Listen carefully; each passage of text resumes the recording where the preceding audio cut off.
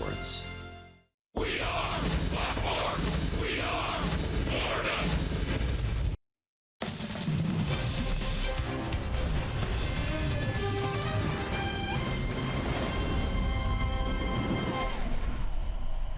Tonight from Marlins Park here in Miami, Game 3 of the 4-game series. We welcome you to Marlins baseball here on Fox Sports Florida. The Giants are here trying to find something. The roof is open for the first time since May the 11th, and the Marlins, under this weather, will try and make it 3 straight over the Giants with one more game to go in the series after tonight, and that'll be tomorrow before they go on a long road trip. Hi, everybody. I'm Craig Vitavini along with Todd Hollandsworth. Welcome. Hey, nice series so far, huh, for the Marlins? They've won 2 games. They've done it with some offense, some defense, and some pitching, too. It's great to see. They've battled back 4 times in this series, already taken the first 2 games. They're playing great baseball right now. Last 8 games, they're 5-3, people. Yeah, they played well on the road as well. So good things going on right now. You mentioned it, the bullpen that's been maybe the sorest spot all season. It's been really, really good over the last 8 games, and hopefully, listen, they're ready to go tonight. Hey, they turned to one of their best pitchers they've had all year, and the youngster in Caleb Smith has done such a great job, impressed him in spring training, Todd, and he keeps going. He's been a tough lefty for opponents to deal with. Yeah, he's grinding, one of the best sliders in the game of baseball. Righties don't hit it, lefties don't hit it. The strikeouts are piling up right now, and he has been so good. Look at the team ranks.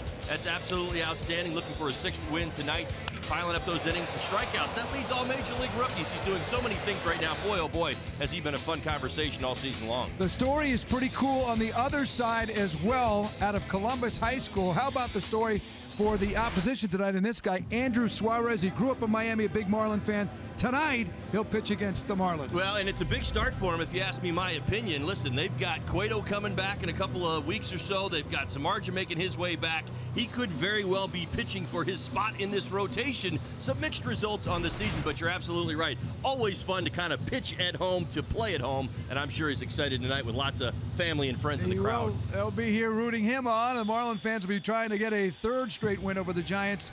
But coming up here on Fox Sports Florida, how about that offense and who's been clicking, who hasn't for the Marlins of late?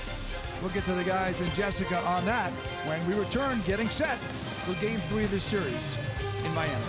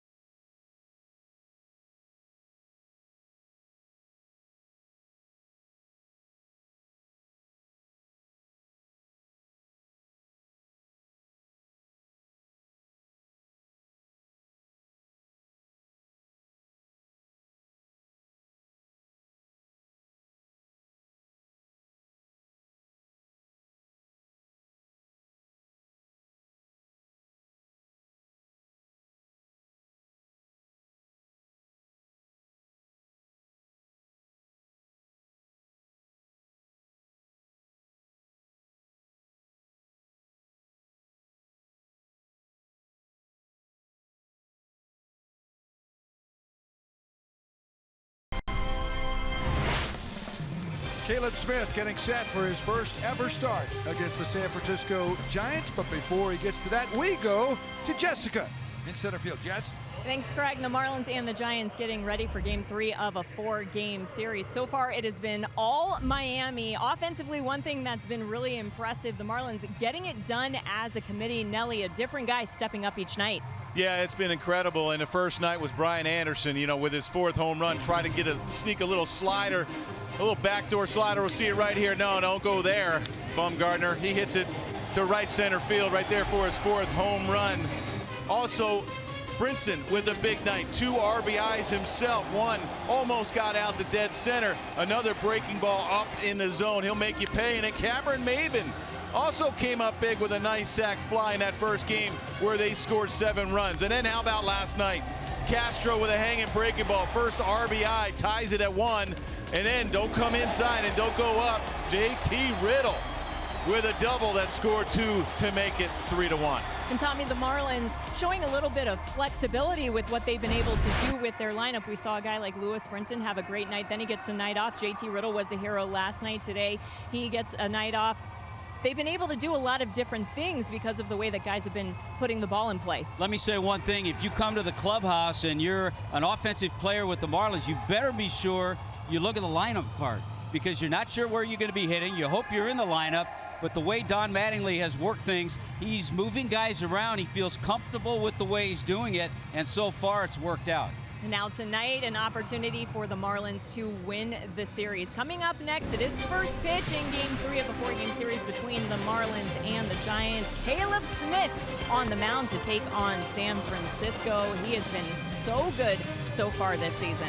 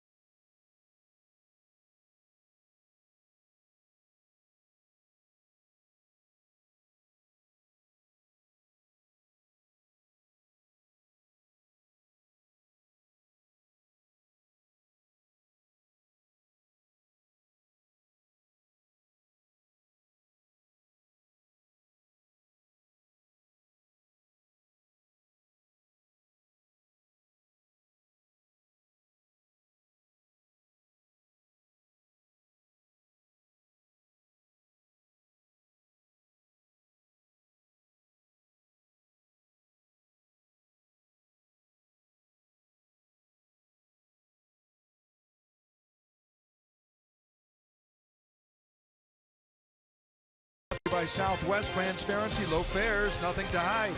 By WB Mason, who? But WB Mason, the official office supply company of the Miami Marlins. By Chevrolet, see your South Florida dealer today. And by your local Toyota dealers, Toyota Let's Go places. All right, beautiful night. The roof was open, just a quarter of the roof for most of batting practice about 20 minutes ago. They looked at the weather, opened it up for the ball game, first time since May the 11th as we get set for baseball here. And our Southwest lineup for the San Francisco Giants. The bats have been quiet yesterday. A run on 3 hits. They did get 5 runs on 8 hits in Game 1 of the series. The difference here is Austin Jackson. We'll get a look at him, number 7 spot in the lineup. Hundley back catching in that number 5 spot, and then you got Hernandez Suarez, number 6 spot for Hundley. Brandon Crawford has been quiet so far in the Giant lineup in the series. Making the start for the Marlins tonight, Caleb Smith. Start number 14 on the season. Has not faced the Giants before. Huge advantage. I talk about that all the time. You see the strikeouts, 79 of them. Leads all major league rookies. Has allowed 2 runs or fewer in 7 of his last 9 starts with a 2.70 ERA, 185 batting average against. Great stuff. Has pitched well here at Marlins Park. 2.90 on the season. Righties are struggling. 163 batting average against. And boy, oh boy, does he have a good slider. He's coming off a good start against the Padres. A win 5 days ago here at Marlins Park. And he could try to even up the record if he gets a victory. He will in this ball game. He's 5-6 on the year. That good-looking ERA, 3.70. So here we go. Nice night for baseball. And nice to see the roof open on a June night here at Marlins Park. First pitch is inside to Panic. Marlins are 6-8 with the roof open, and this ties the single season high in 2013 for 15 games most with the roof open. I think most people surprised. Kind of had gotten into a rhythm with the roof closed, right? We saw it opening up during batting practice, and the conversation was, and rumors were kind of flying all over the place, the roof will be open for tonight's game. We're like, really? Is this actually going to happen? Here you go, it is. Here's the 2-0 from Smith, and he missed wide 3-0. Reminiscent of last night when Panic walked. Trevor Richards walked the first 2, but then settled down, pitched a great ball game. Well, it's nice, you know, we've heard Derek Jeter say right from the get-go, we want to keep it open more often. There's many a night, as you know, Todd, and people here where it's not too bad mid-July, even a mid-June night. Sometimes you get a breeze, and it's cooler here than it is in the Northeast or the Midwest sometimes on a summer night. Yeah, I'm going to test your theory. It's a first for me. I don't remember the roof being open this late into the season. Really, it was last year, early April, and then we kind of just had that long run of roof closed and, you know, raining somewhere is what everybody told me, and that's all we need to keep the roof closed. The only one I remember off the top of my head was mid-June when the Red Sox came in. I think it was the first year that the Marlins opened the building, and there was a series and it just stuck out 2 or 3 games mid-June against the Red Sox. It was open, but other than that, not too much. Popped up toward the line. Ranging over is Rivera, and he makes the catch. Way to battle back and get that first out by Caleb Smith. This could be the Marlins defensively for tonight's ball game. Maven getting the start in left field. Brinson back in center. Anderson his usual place, right field. Rivera, Rojas, Castro, and Borg. JT Realmuto behind the plate with Caleb Smith. Here's Buster Posey back at first base.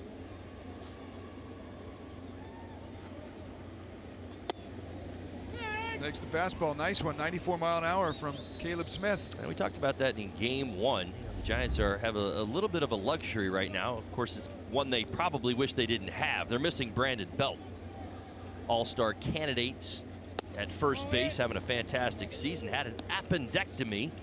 It was about a week ago, so obviously he's on the disabled list, but it does open up first base. That way you can get the best offensive combination in the game. Talking 2 catchers here between Hundley and Posey. Posey fouls off, and this is the 24th game Hundley will catch. So there is a benefit, you would think, down the line that Posey's still getting his at-bats.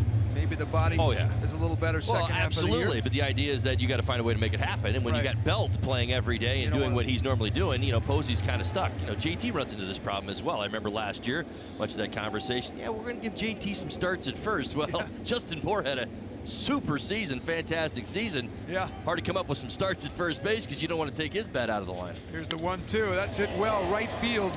Going back is Anderson. Back toward the wall. It's off the base of the wall. And Posey will trot in with a double with 1 out. Well, first impressions, Craig. That ball really carried to right. My goodness, this is an elevated fastball, but I was not expecting this to get as far out to right as it did, all the way off the wall. That's called leveling off at the top of the zone.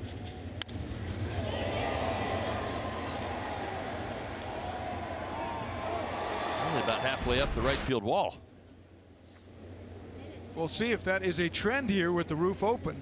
There have been a bunch of schools of thought on that too. Roof open, roof closed. Does it carry better? Windows open. Andrew McCutchen steps in, number 3 hitter for the Giants, and he cracks one to deep left center field. And Brinson will take a look. It's out of here. 2-run shot for McCutchen, his 7th homer of the year. Giants a quick 2-0 lead.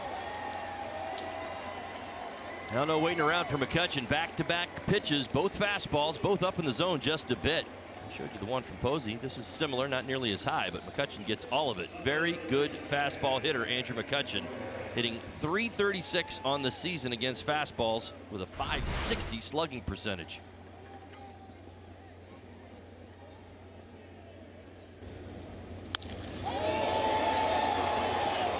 This is his 3rd career homer here at Marlins Park. So the Giants have scored 1 run in the entire game last night, just 3 hits. Wind up with 2 3-batters in on this shot by Andrew McCutchen. Evan Longoria has had a good series, Todd. He has 3 hits in this series. He was slumping coming into it. Good boy, Craig. Game 3 of this 4-game series.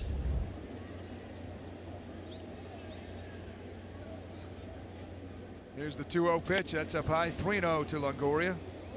Haven't had a single 1 for 3. Boy, think of the hits they had yesterday. The pitcher had 1 of the hits, then an infield hit from Pence, and then the single by Longoria. That was it for the Giants against the Richards, Conley, Ziegler, Bearclaw combination.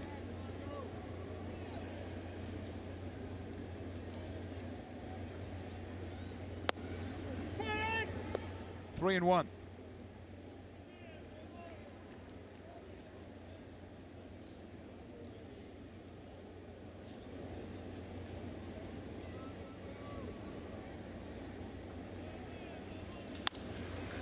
High pop-up.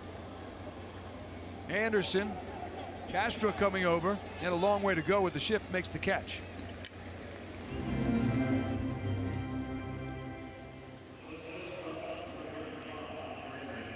A 2 men away, and Brandon Crawford will come up. Crawford was 0 for 3 last night and 0 for 3 on the first night. He did have a sac fly. Well, that's a story. No hits, because all you heard about was Brandon Crawford coming in, hitting well over 400 over a month plus. Well, and if you just go back to Sunday, you know, I kind of was ranting and raving about it. I mean, how many guys go 3 for 3 against Scherzer? I mean, that's the kind of momentum that he carries in. I do stand by momentum offensively when we talk about the players. I know it's a different conversation with the pitching typically. You cool him off. Hold him to no hits in the first 2 games. You've done something. Like I said, you couldn't be any higher than 3 for 3 against Scherzer. Still hit safely in 31 of 37 now. Swing and a miss. And that'll do it. So a strikeout for Smith. But the Giants get 2 to start us off here at Marlins Park.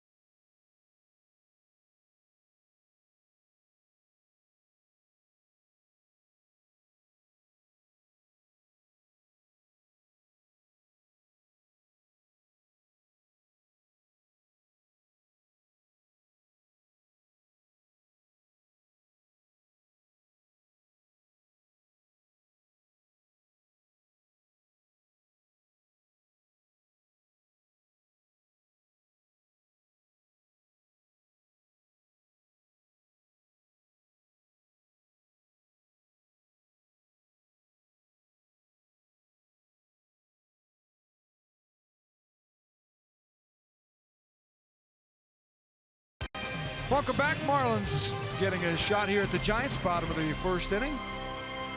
And Starlin Castro back in the leadoff spot tonight for Don Mattingly's club. Here's a look at our Southwest lineups. Castro, Anderson, Realmuto. Mabin will hit cleanup again, and Bohr, Brinson, Lewis back in the lineup. Rojas, Rivera over at third, and Caleb Smith coming off his first hit, RBI hit. Will be doing the pitching here for Miami and batting ninth. Well, Suarez is going to get the start for the Giants tonight. He's never faced the Marlins before. 6 foot, 187 pounds, 25 years old. Pitched for the University of Miami. In fact, pitched in an exhibition game as a freshman at the University of Miami against the Marlins, right here at Marlins Park, way back in 2012. Yeah, that was the one of the initial exhibition games they played right here, and it was exciting for him because he grew up here, obviously, not just at Kane, but Columbus High School. Right.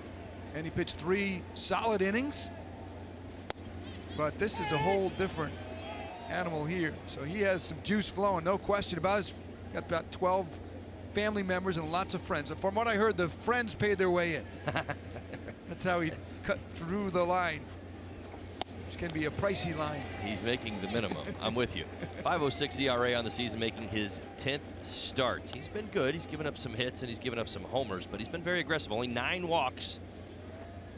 48 innings. Pitch inside 2-2. Tomorrow we'll see Derek Rodriguez, who spent much of his youth here in Miami. He's the son of Pudge Rodriguez, and he'll start for the Giants. I talked with him today. He is also excited 24 hours in advance of his start. Pudge is going to be here, your former teammate. Right. And a lot of family Couple members. Of teams, Pudge and I, right. I bet Pudge is more nervous. Ground ball backhanded by Crawford. Throws across in a cavalier fashion, but it was enough to get Starlin Castro.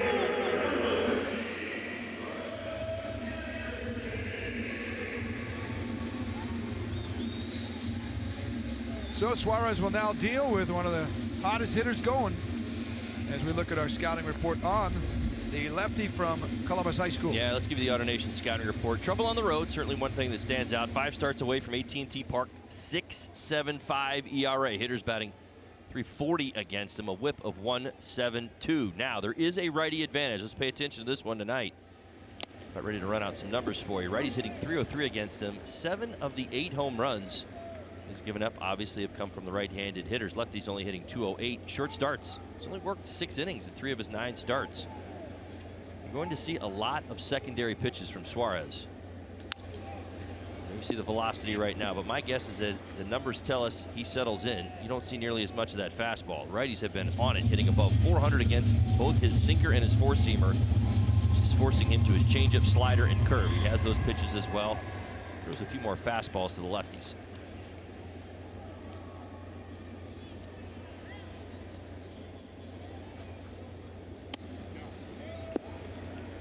There's the change, 76 miles an hour, count of 1 and 2 to Anderson. Talked to Mike Krukow today, the Giant analyst, who was saying that boy, he was the talk of spring training. All the scouts were talking about Suarez. Soft ground ball hit in the direction of Longoria charging, and he throws high, but the tag was put on nicely by Posey at first base.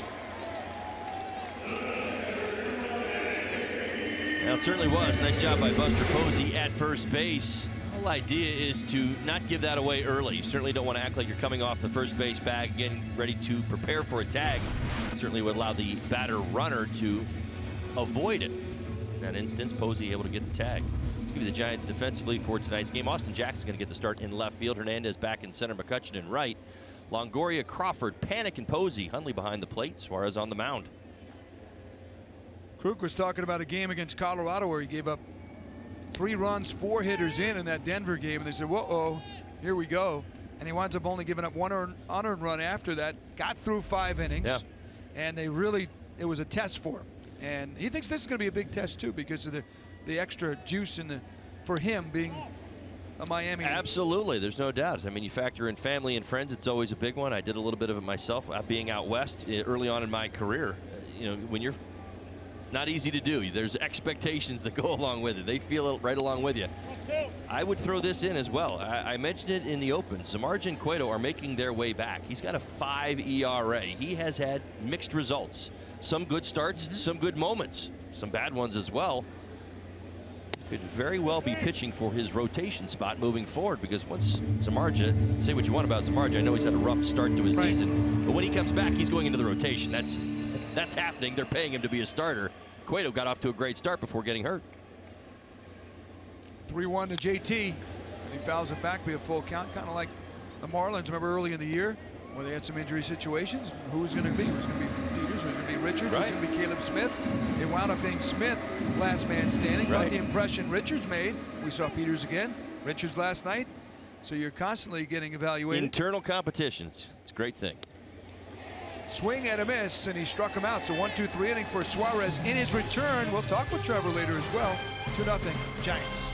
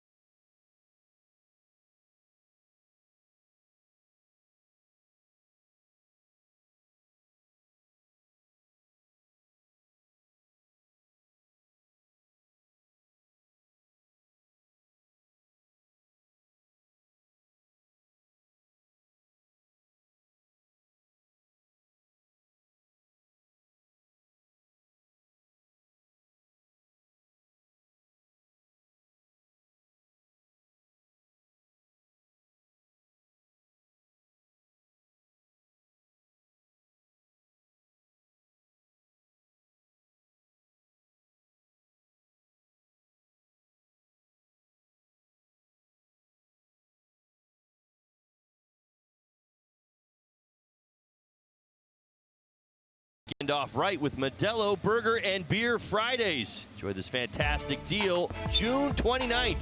Marlins take on the Mets at 7:10. Tickets start at just $30. Get your tickets at marlins.com/burger.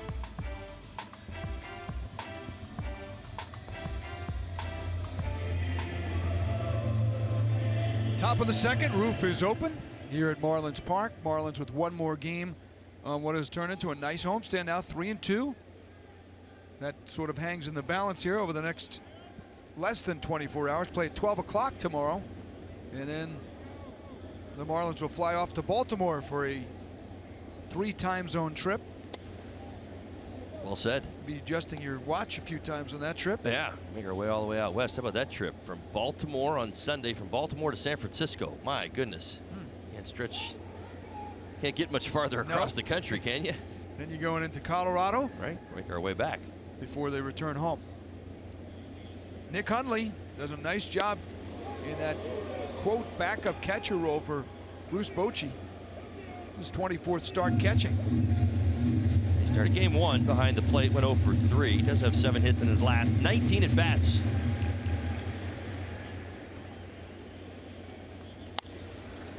And a high pop-up. Going back is Rojas. Now he's called off by Maben. And Cameron makes the catch. Like Miguel, he always goes after it like he's going to catch the ball. And then the first. It's a good way to do it, approach-wise, right? You get yourself into position. You're not drifting. That makes life easier for an outfielder. It's a great point, Craig. You're right. You got an infielder that gets there. I certainly appreciated that. If you have a guy who doesn't just kind of drift to where he thinks the ball is coming down, as an outfielder coming in, you kind of wonder. You know, there's indecisiveness. You certainly don't want that. Get out there quick. Call him off, he can get out of the way. Got a good old Texan matchup right here from Huntsville, Caleb Smith, and from Denton, Texas, 9-year major leaguer Austin Jackson, his first start of the series.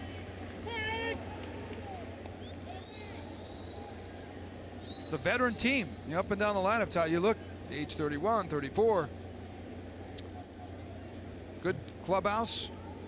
A lot of leaders here for the Giants.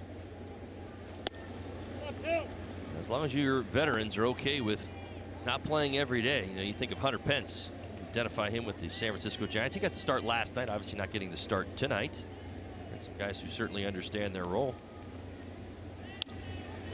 Austin Jackson has not been getting a whole lot of playing time. He's hit 263 in 33 starts this year. There's Hunter Pence.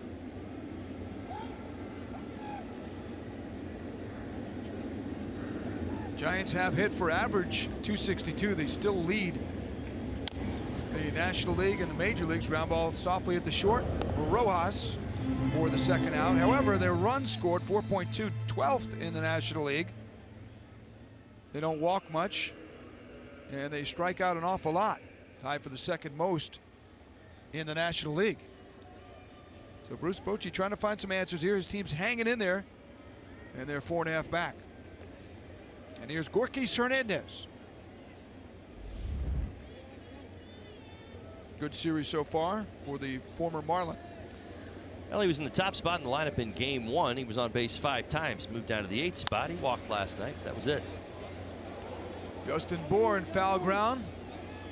A little windy up there with the roof open. Makes the grab. 1, 2, 3, and a good bounce back for Caleb Smith in the second.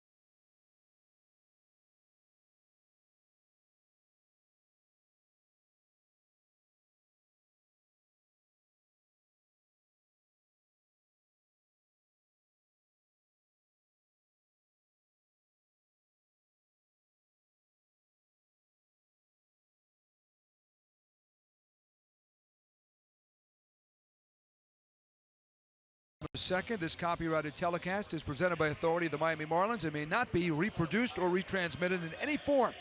And the accounts and descriptions of this game may not be disseminated without the express written consent of the Miami Marlins. We'll welcome you back on a beautiful Wednesday night here. Marlins coming up with the roof open. This is only the 4th time ever. We mentioned that Boston series. That was the only other time in a June series here that the roof has been open. What Boston series are you talking about? I'm talking about from June of 2012, Holly. Man, in that first year. 2012, you got to be, man, I wasn't anywhere near here in 2012. Well, we were. But you got to be more, you're telling me like the Boston series. I mentioned it earlier. I'm sure I was thinking the Boston series. I'm thinking like April. You're looking at me saying, what? It was April. Well, right, it was opened in April. Yeah, well, this was a memorable series because there was some big crowds here, but not sold out. The Red Sox were obviously on a Drop good a little 2-0-1-2 on everybody so we know where you're going. 2012. And then only once in July, July 8th of 2013. And then later that month against Pittsburgh. That's it for those months. That's 5. And then only 4 September games in history. Told you, I don't even remember it being open this late. So this is, if you add them all up, only the 10th time in a June or later. Right. That'll get you going those stats that the roof is open. But it's pleasant. Here's the 1-2. It's inside to Cameron Maben.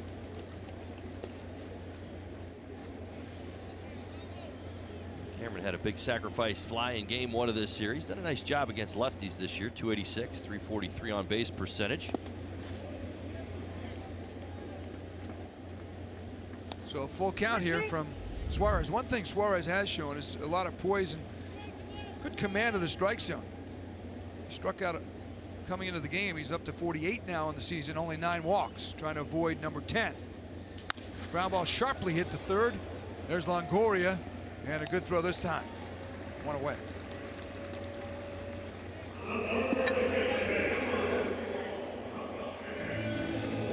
Got a guest coming on. Top of the third, Trevor Richards. It'd be very tricky to get a selfie with Trevor. Unlike last night when we were able to get a selfie with Mike Hill here, at least one of us, in the 3rd inning. Todd refused to participate. Absolutely right. And you're bragging about it, too.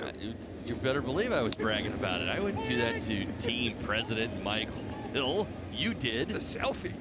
That's right. Whatever. Here's whatever. Here's Justin Bohr against Suarez. Suarez said this is going to be like college, he said, coming into this start here. Throwing in front of his family and his friends. Manny coming here, hasn't settled in. He did reflect back on having the fortune, as you mentioned earlier, to pitch here in college, the 1 game. But he and Derek Rodriguez tomorrow, very excited to be pitching back home.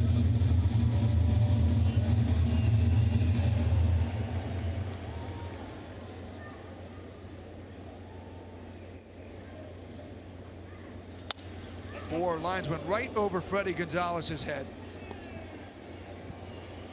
Count stays 1-2. There's Freddie. Tough slider right there.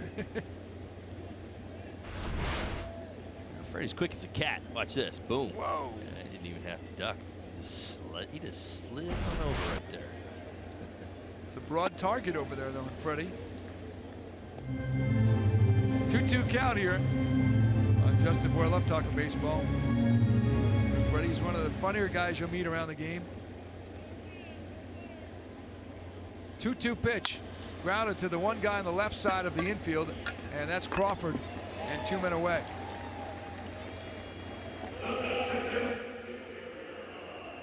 Now 5 batters into this ball game. Suarez is getting the results he wants so far. 4 ground ball outs and a strikeout. And on the flip side of that, you've got the 2-run homer by McCutchen and 4 balls in the air for Caleb Smith. Dan Straley tomorrow morning. Marlins Live, 11:30, ball game just after noon.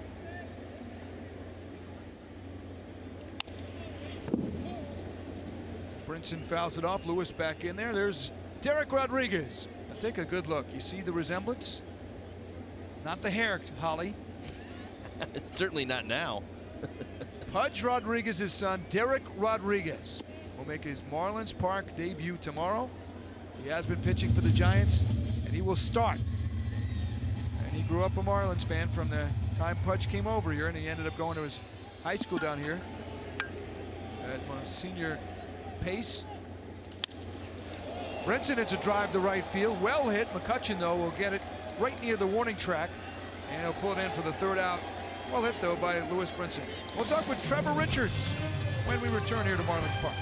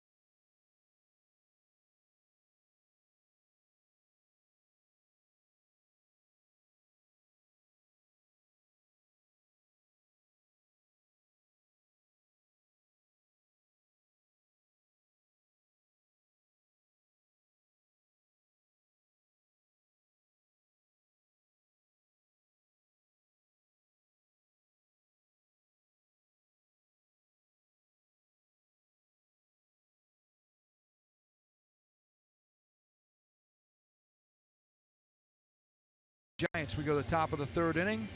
You look at Caleb Smith, who has to follow up somehow on the performance by Trevor Richards last night. Trevor joins us live here. Trev, your first major league win. That has a nice ring to it, huh? Yeah, it definitely does. It was exciting. Good to get the first one out of the way. Well, Trevor, it certainly wasn't easy to get done. Let's go back to the first inning. Listen, we can look at your numbers, 6 innings, couple of hits, and it looks like, clear sailing, settled in right away. You walk the first 2 guys. You get McCutcheon out, you strike him out, and then you've got the hottest hitter on the planet in Brandon Crawford stepping into the box with potential damage coming in all different directions. And then you get a fantastic play by your shortstop. Sigh of relief? Yeah, definitely. JT saved that inning. He helped me minimize the damage there. Without that play, at least another one scores, and who knows after that. But overall, yeah, just walking those first 2 guys really hurt me. I need to just attack the zone early, get settled in quicker. Strikeout on Suarez here to start the third inning for Caleb Smith. Joe Panic will come up. How did that settle you down when you saw, probably off the bat, you probably thought it was going to be a hit. He makes the out, you got the second out, and it seems like after that you really went into a routine and retired hitter after hitter of the Giants. Yeah, after getting that second one there, you realize, you got one more to go, then you start fresh again. So just attacking the zone. And keeping the hitters off balance. All right, Trevor, what's different? You've now made 2 nice starts here since coming back up. You went back down. You didn't necessarily do anything wrong to get sent back down. Remember, you had 10 strikeouts against the Dodgers, and then obviously down in the month of May, you've come back. You look a little bit different. What did you work on while you were in AAA?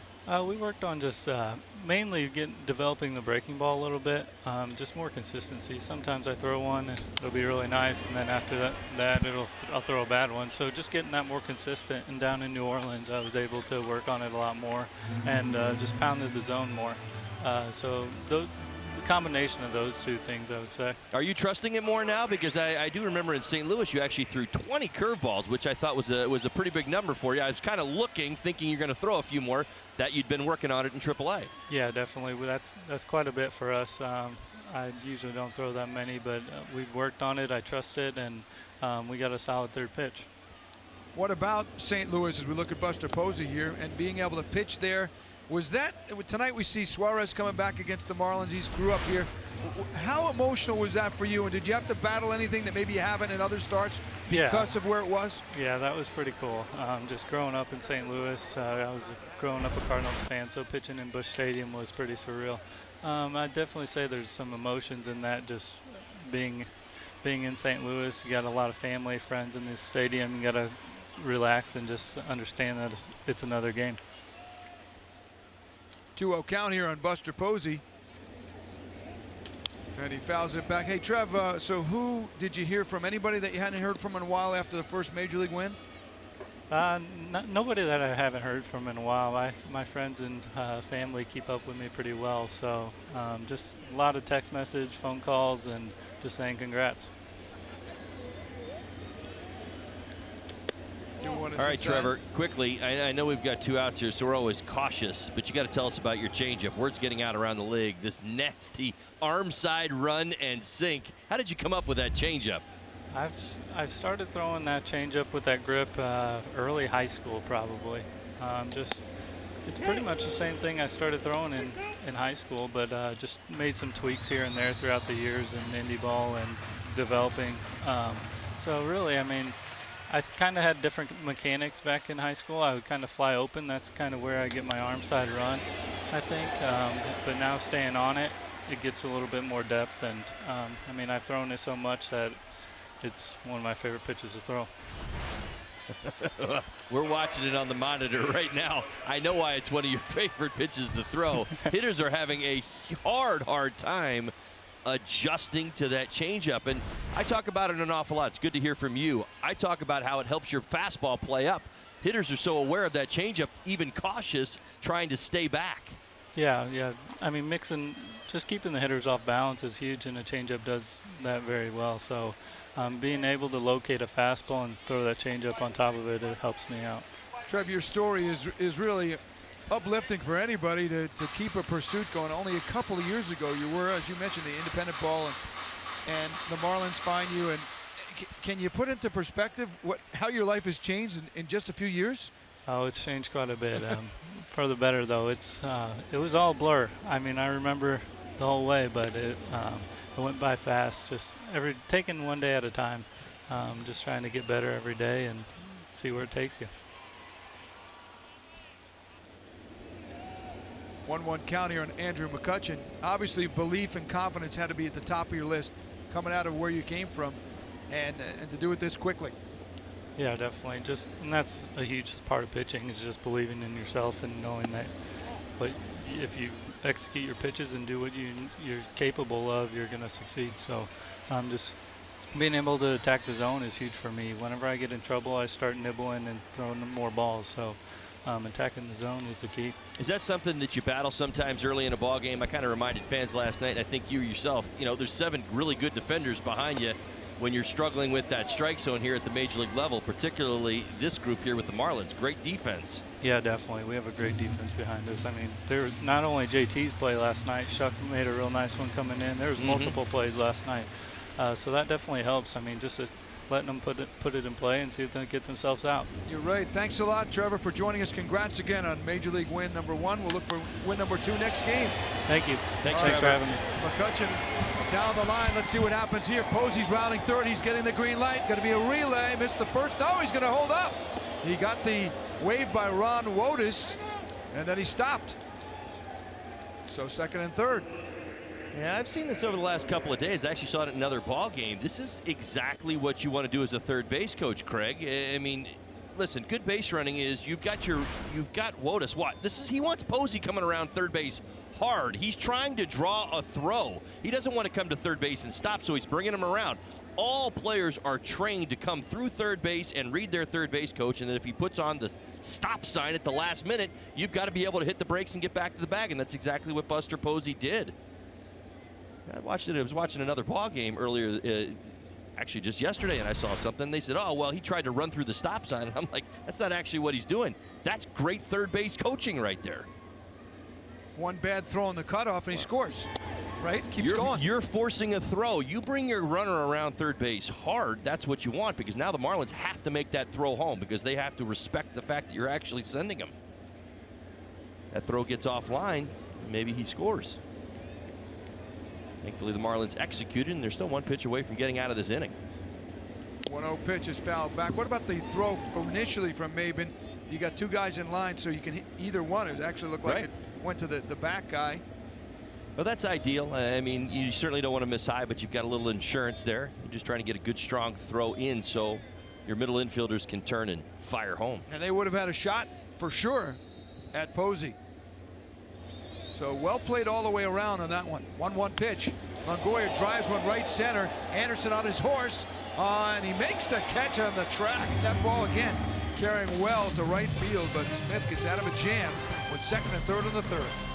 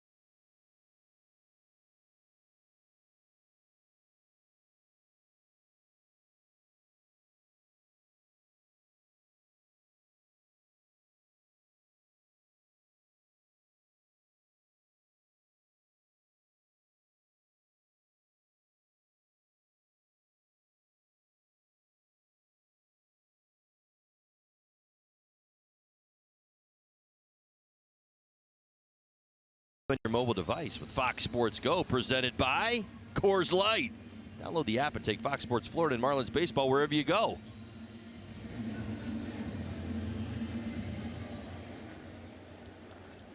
So far, so good for the local guy, Andrew Suarez. See if the Marlins can solve him as we move along. Bottom of the third, 6 up, 6 down. I wonder if Jim Morris is here. And congratulations on what a career. The longtime coach of the University of Miami, just retired after this season. We see him here quite a bit.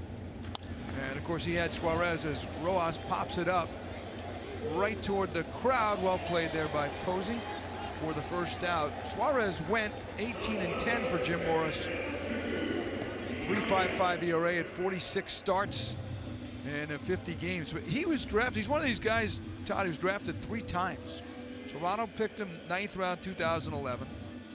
Then Washington, after his junior year, 2nd round, number 57, didn't sign. He wanted to get his degree, finish his career off at Miami, and then he signed with the Giants, a 2nd round pick for over $1 million still in 2015. And did get his degree. So it all worked out. And another promising Hurricane in the major leagues.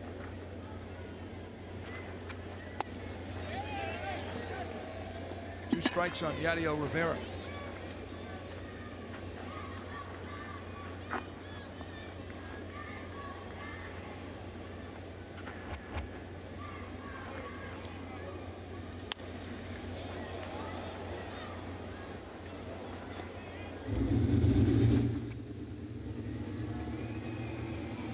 Rivera's got better numbers at home than he has on the road this season.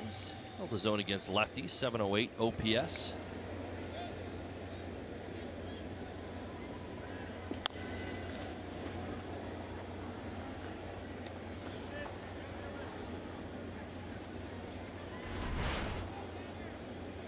It's the last foul ball. Wow. That guy laid out for it. Did he get it? Yeah, he did. Which, the guy in the maroon got it? I think so. Wow. Nice job. Well, he laid out. Doesn't he deserve it? Yeah, he does. You lay out for the baseball, you should get it. There you go. Nice effort. Swing and a miss by Rivera. 2 outs here. 2nd strikeout for Andrew Suarez.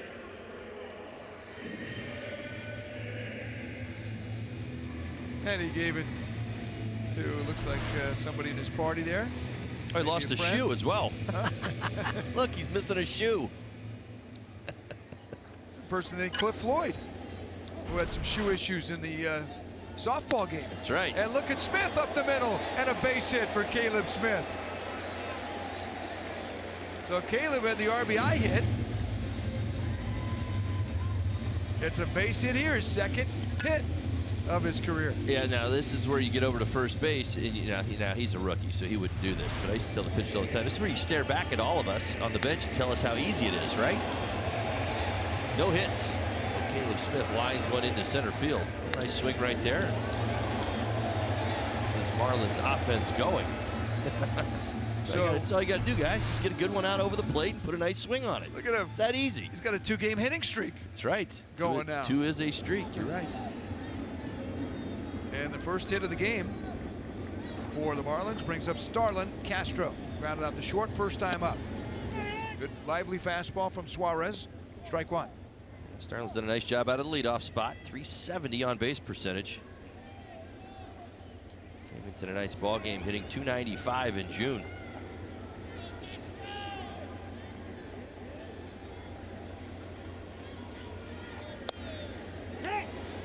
There's strike 2. 2 strikeouts for Suarez, no walks through the first 9 hitters of the ball game.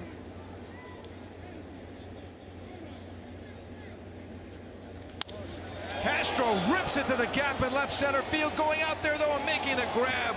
And a good one was Gorkys Hernandez, who got a good jump on a line shot off the bat of Castro. So that'll end the Marlins inning. And after 3 here, Giants lead 2-0.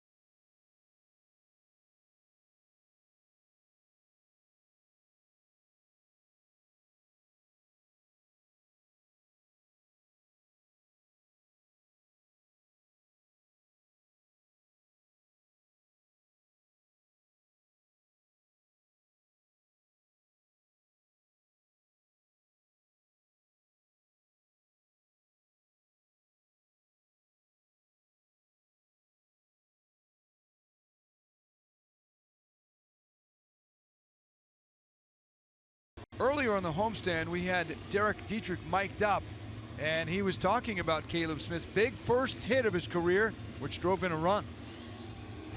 Schmitty got his first knock the other night. RBI hit, by the way. Comes out of Juice's barbershop with a solid haircut. I told him it's like Major League. Same haircut, or no, new haircut, same dead arm. I said, oh, bro, I hope you got the new haircut and a new swing, because he really wants to get a hit, and he did. I think Dietrich was having fun with that mic on. Well, the new haircut's working, man. I mean, what in the world? You kidding me? It's fantastic. Another knock tonight.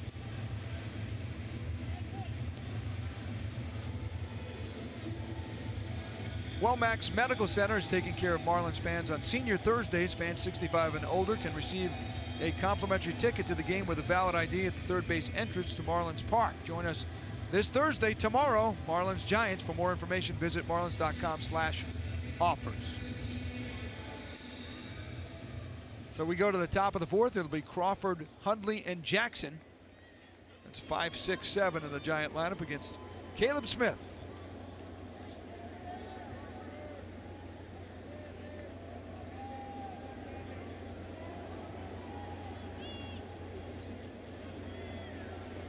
Brandon Crawford set a record in Giants history with that incredible game he had here at Marlins Park 2 years ago, August 8, 2016.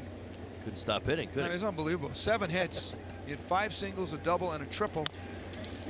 But so far, hits tough to come by. He has not had one in this series. That was a franchise record for the Giants, also a franchise record against the Marlins, a 7-hit game. And it was the first one in 41 years. We find ourselves in the 4th inning. Caleb Smith has had no problem with anybody whose name isn't Posey or McCutcheon. Look at the numbers. McCutcheon is also 2 for 2. So you got 4 for 4 from the 2 and 3 hole hitter. Everybody else over.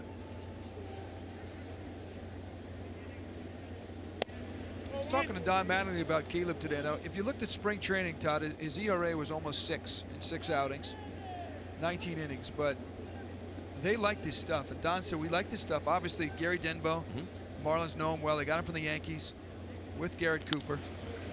That ball's popped up, so maybe you can break it down for why he is so difficult. As you see Bohr going after it, they're not going to be able to catch it.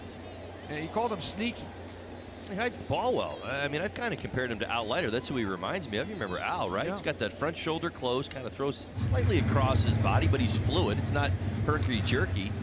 The one thing that you hear around the league is that his fastball gets on you. And we see the numbers, 93, 94 miles an hour.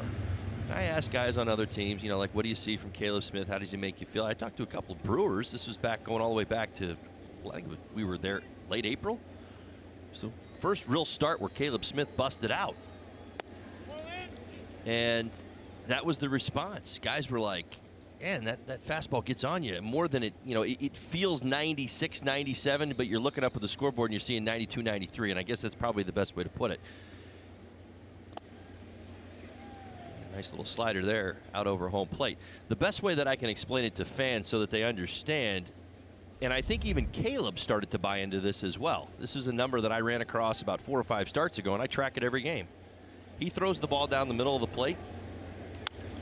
The hottest zone for just about every hitter in Major League Baseball. I call it the 5 spot, in a strike zone. 1, 2, 3, 4, 5, 6, 7, 8, 9. Right there, smack dab in the middle. Thigh high down the middle of the plate.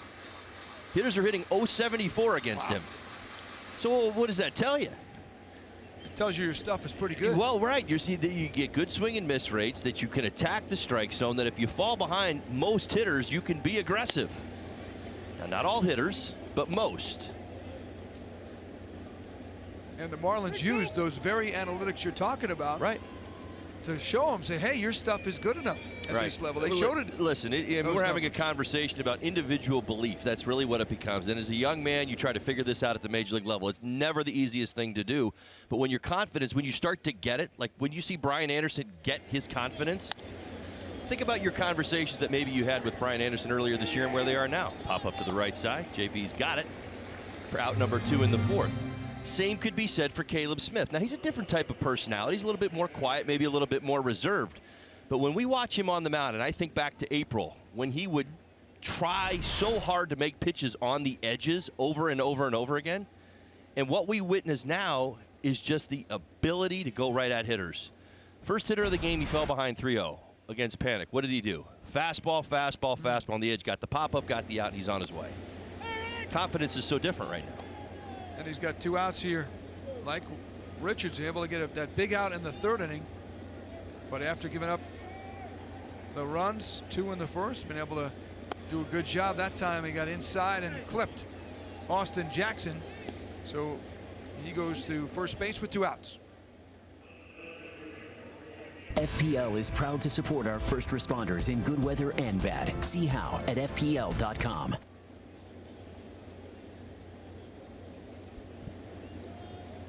Marlins traded Michael King, a righty, and that all-important cash considerations back on November 20th. That was the money teams were going to use, in essence, to try and get Shohei Ohtani.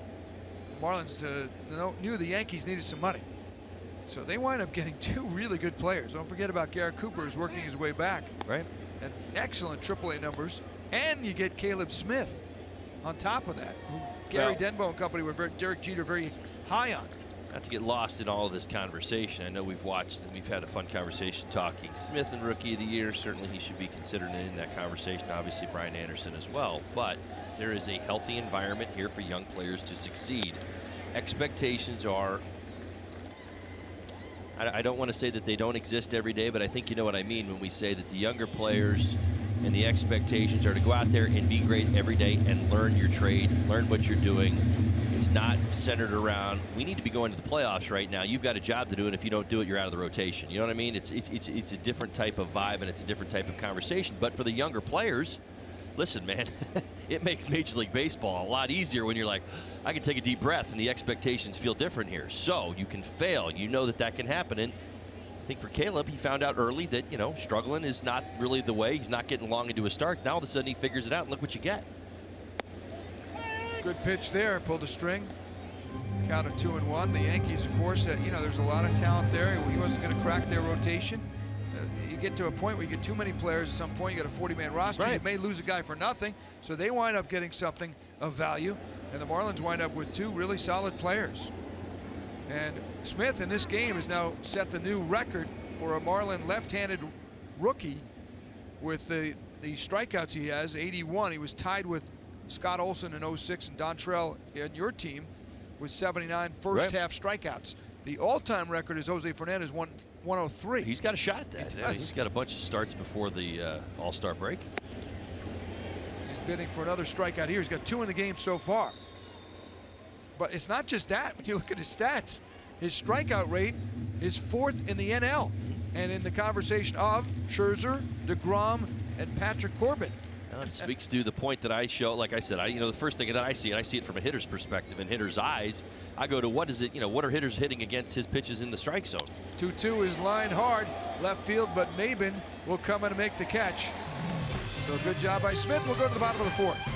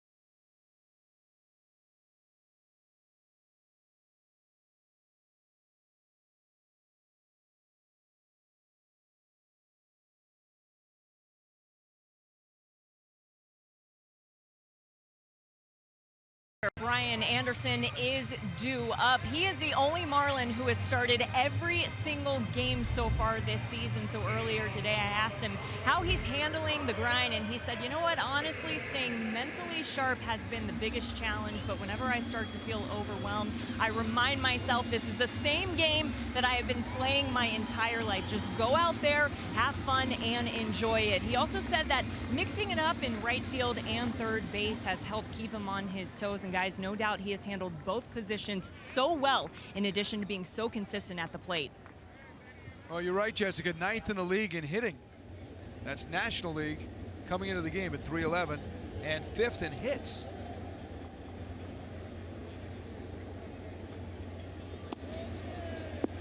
Oh for 1 of the game, routed out to third, first time up. Yeah, I've heard that quite a bit over the last few years. Some of these younger players who play multiple positions love it. They love that new perspective. They like the idea of hitting in different spots in the lineup and doing different things that kind of, you know, change the game up for them a little bit on a daily basis.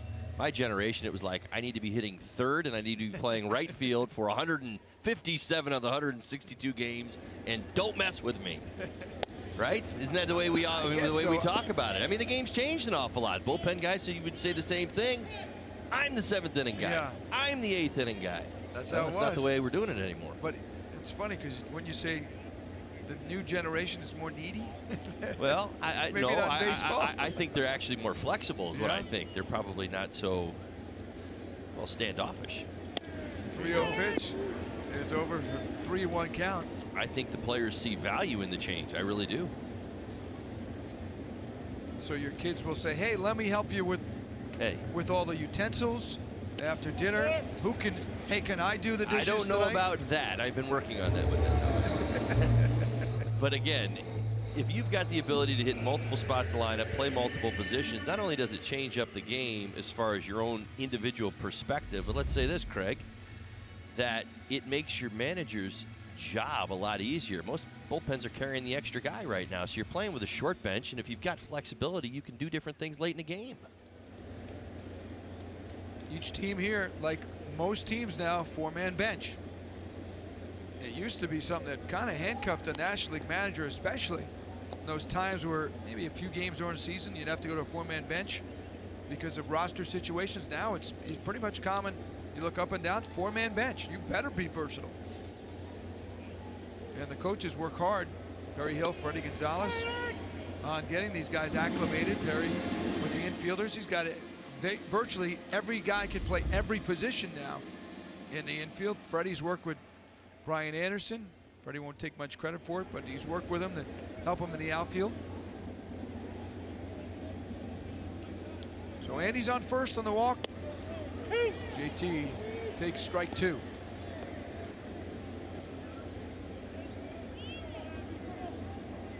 Anderson has 2 steals this year, caught 1 time. Giants have had a hard time throwing opposing runners out. Line drive over the head of Crawford. That's a base hit, and that was close. That ball seemed to linger just for a moment. Looked like Crawford might get a shot at it.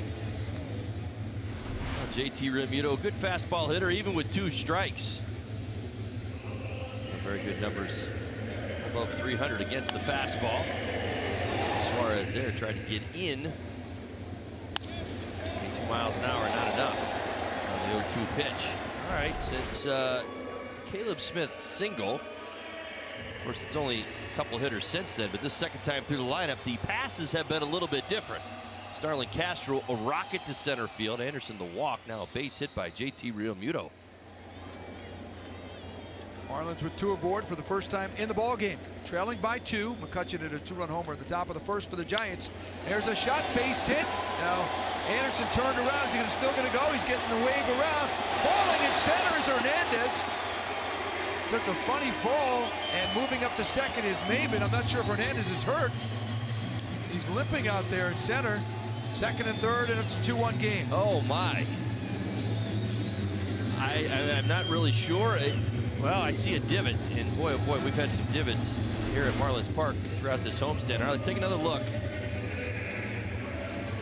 He got his feet tangled up. He almost, you know, listen, You try to, as an outfielder, create as much momentum as you can to get that behind the throw, and what he did, he wasn't able to control. It's as simple as that.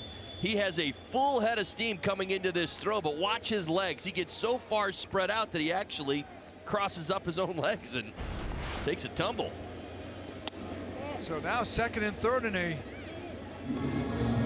spot here where it's 2-1. They're not going to give an error. It's a single and an RBI, and Cameron Maben does a nice job making his way into second on that throw in to short. Yeah, that's Saw a good Hernandez go down. He actually threw the ball to Crawford. Allowed Maben to move up. And that was a good call by Freddie Gonzalez, too. That wasn't an easy one, just to even wave Anderson around. And by doing that, he not only got the run, but it wound up second and third.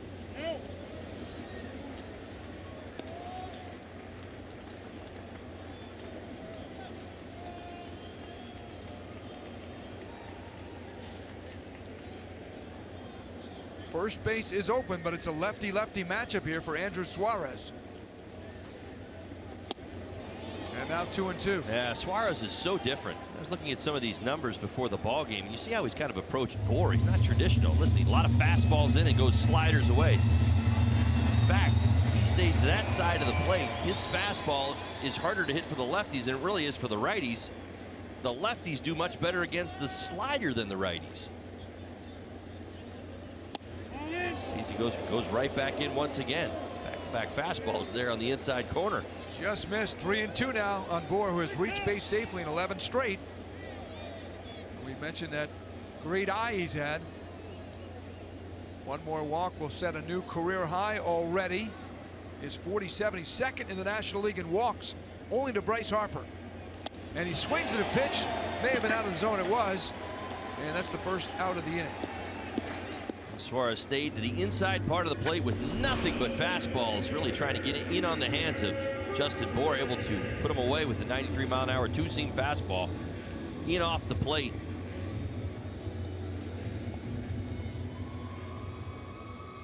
Good pitch there by Suarez. Brinson coming up. Were you tempted by the inside pitch? Oh, that left-handed, you I loved lived it, for right? it. Man, anything with a curve, out the window. I tried to hit everybody's fastball. That's all I did. Brinson gets out of the way. So I'm just glad nobody really picked it up for 12 years. Yeah. Even if it was out of the strike zone a little bit. Listen, I can show you some videos of me climbing up and getting on top of some high heat. I was good at hitting a fastball, and I wasn't very good at hitting breaking balls. It's as simple as that. Up or down, inside. I liked the ball up. I was a high ball hitter.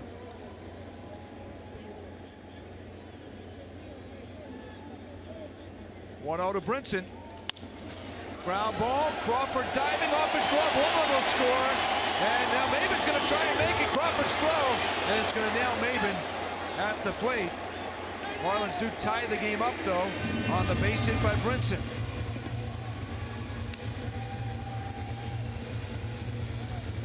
Now Brinson continues to have a very impressive month of June. His 8th RBI this month. Slider.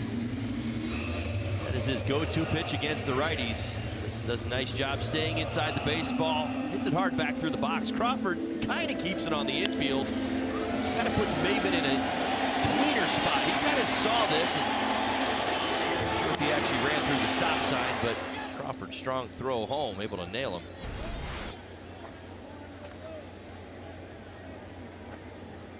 Hit the glove, and it really didn't bound as far away, I think, as you would normally see there.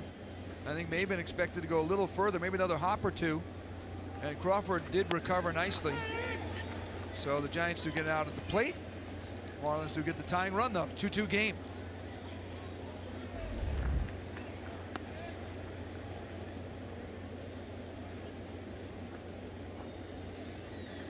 Miggy 0 for 1.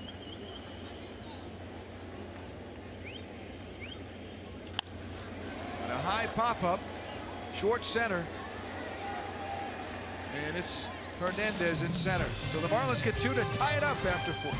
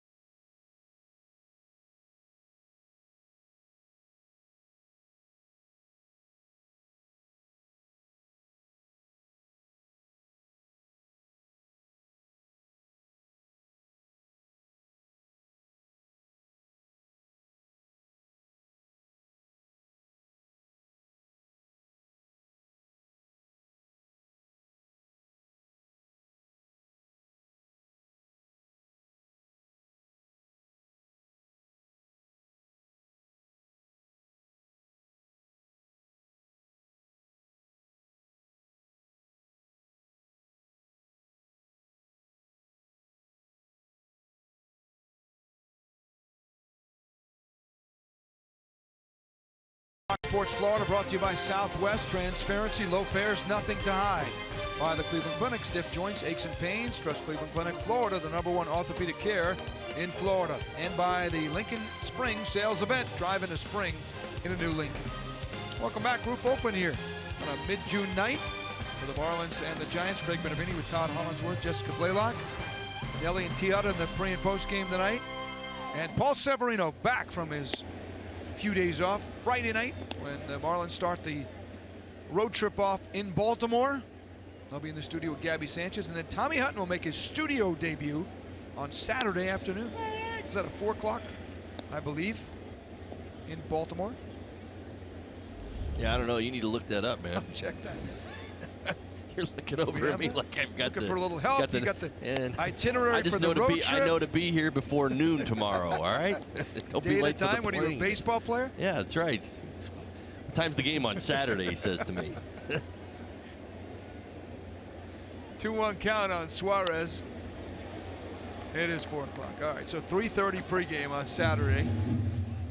Should know your answer before you say it, right? Here's Suarez, panic then, the top of the order, and Posey, top of the 5th. Giants with 2 in the first, Marlins with 2 in the bottom of the 4th.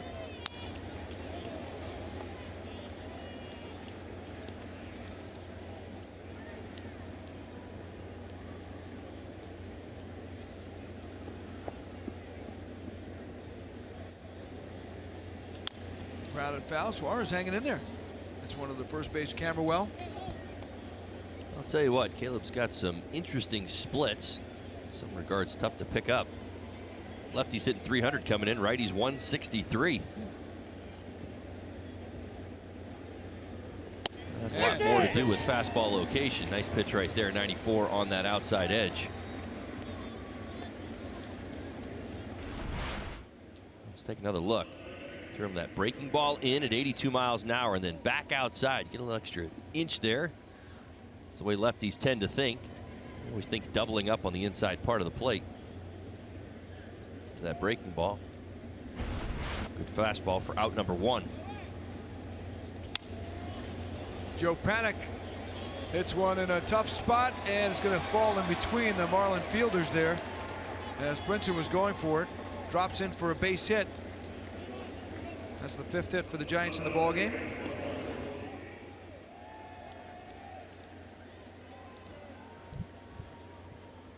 Here's our Geico this day in Marlins history.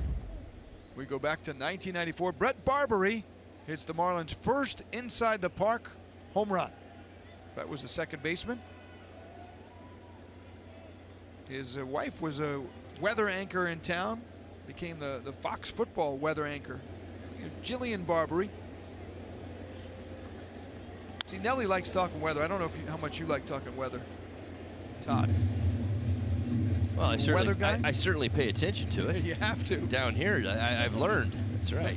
Normally, I would just pay attention during the winter when I lived in the Midwest. Yes.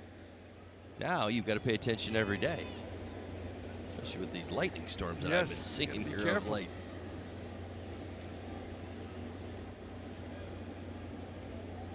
Buster Posey 2 for 2 in the game.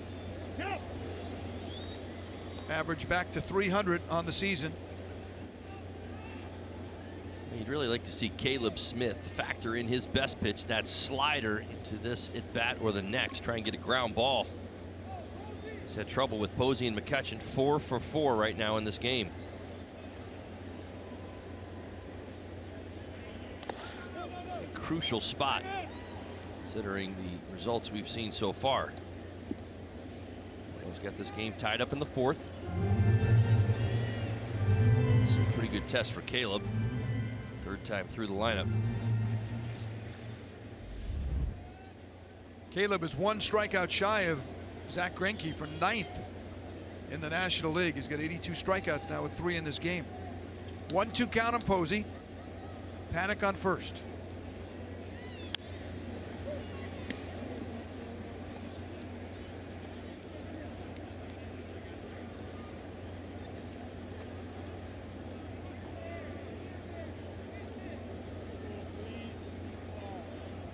Beautiful view here of Marlins Park.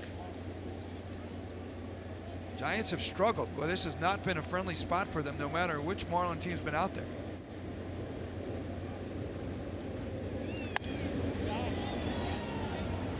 Well, another pop-up. Not on the infield, but caught by an infielder. Out number 2. The Giants have lost 14 of the last 21 to the Marlins since 2015, and 9 of the last 12 in this ballpark. Last year, Marlins went 5-1. However, they got 2 more games here, and they will have a shot at the Marlins very soon. Middle leg of that trip next week at AT&T. Now, you can't say, as there are some teams, Todd, you would say they come in here as McCutchen stands in 2 for 2, where the dimensions can throw them off. The Rockies come in, and man, that would have been out at our yard. They play at a big place at AT&T. Right. It's deep to right center. It's deeper there to right center than it is in this ballpark. And they get a pretty good hitting lineup. Sometimes you just have a team's number. Marlins have won 7 of 8 going back to last season.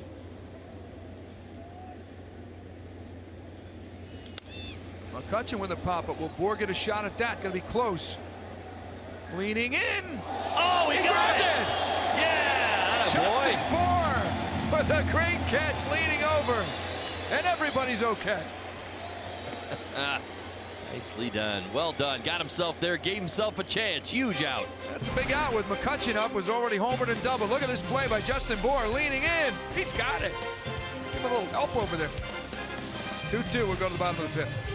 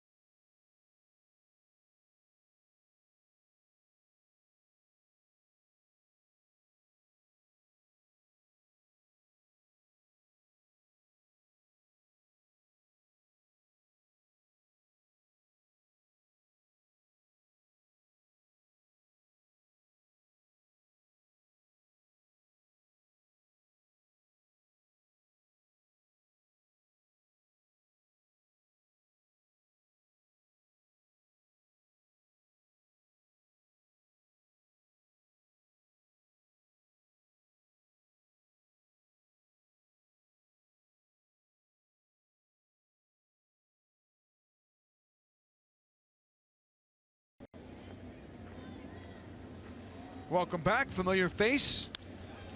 As you see, Yadiel Rivera with that foul ball out of play. That was Alfredo Amezaga. Outstanding utility player here for the Marlins for several years, a couple of stints.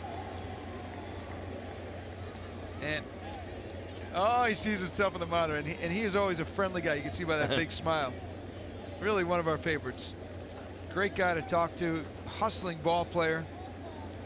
He's just he fit well in this kind of game because he was a utility guy who could play everywhere. And athletic as well. Value in that, some no big doubt. hits.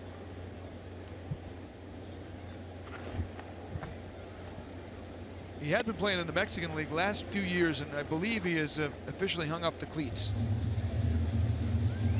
And now he's on the popcorn.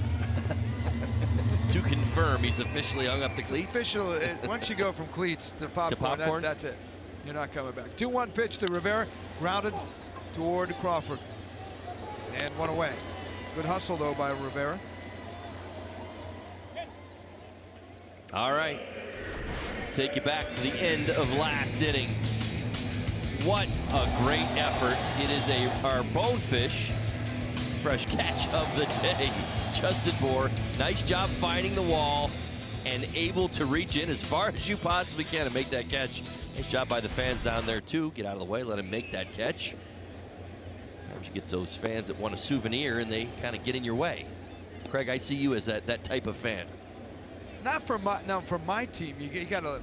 That's big. You wouldn't have tried to catch that? I don't think so. You sure? I gotta let my guy make the catch. If you were on your phone and you got excited and you didn't know who was hitting, would you have gone for that? Here it comes, I'm going to catch it. Let me say this, I hope not. But maybe. Was it a Giant fan? We'll take a look here. Caleb Smith, are you kidding me? Apparently not. Another base hit for Caleb Smith. All I got is take that, Derek Dietrich. Make fun of his hack. That was a sharp line drive, base hit. Third hit. I mean, goodness, he's streaking. First career multi-hit game. Why not? All over that sinking fastball. Right back through the middle. Tell you what, Caleb's developing some bragging rights inside the rotation. Pitchers love to compete with each other. How about this, Marlins fans? You know, I love exit velocity, 105 off the bat. Wow. So Caleb Smith has 2 of the Marlins' 5 hits and a 1-out single in front of Starlin Castro now.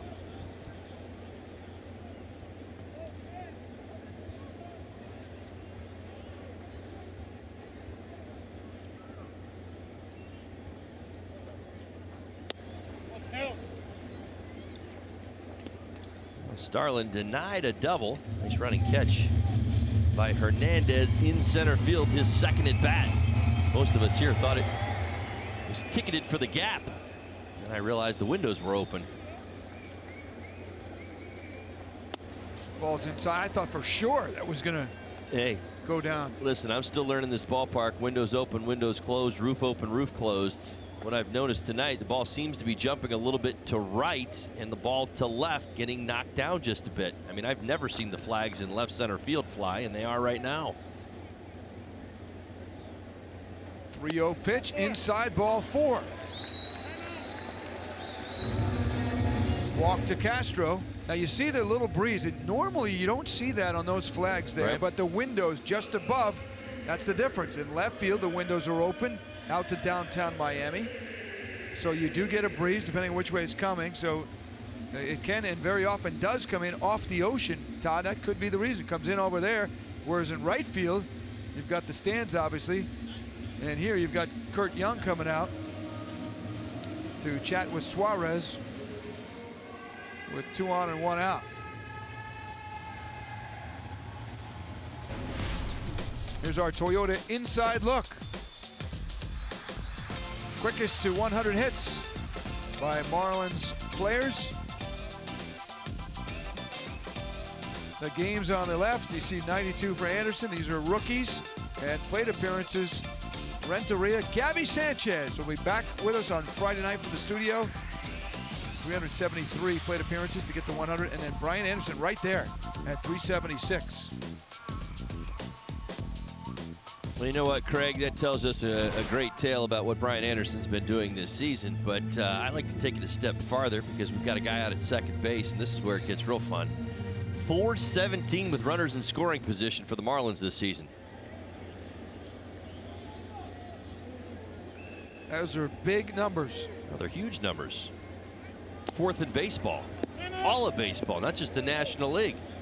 He's hanging out with the big boys. Freddie Freeman up there at the top of the list, and Gurriel of the Astros, Kemp in LA having an all-star type season. Anderson 417.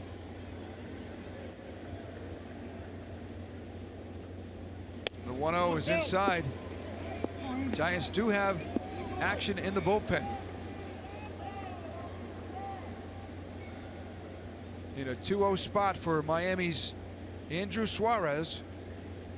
Suarez really likes to go to the slider to the right-handed hitters when he's in trouble. He's behind 2-0 though. We'll see what he does. And he went right to it. And he went to 3-0. Realmuto is on deck. Reyes Moranta is up in the pen. We saw him in the first game of the series. Anderson taking all the way, 3-1. Giants have that excellent bullpen. They've been one of the best in baseball for a while now. Tremendous ERA. Marlins were able to get to him in game 1 of this series. Anderson ground ball, sharply hit though. Crawford over to Panic on the first. That's a double play, and that's just what Suarez was looking for. He gets him out of the inning. Sharply hit, but right at Crawford.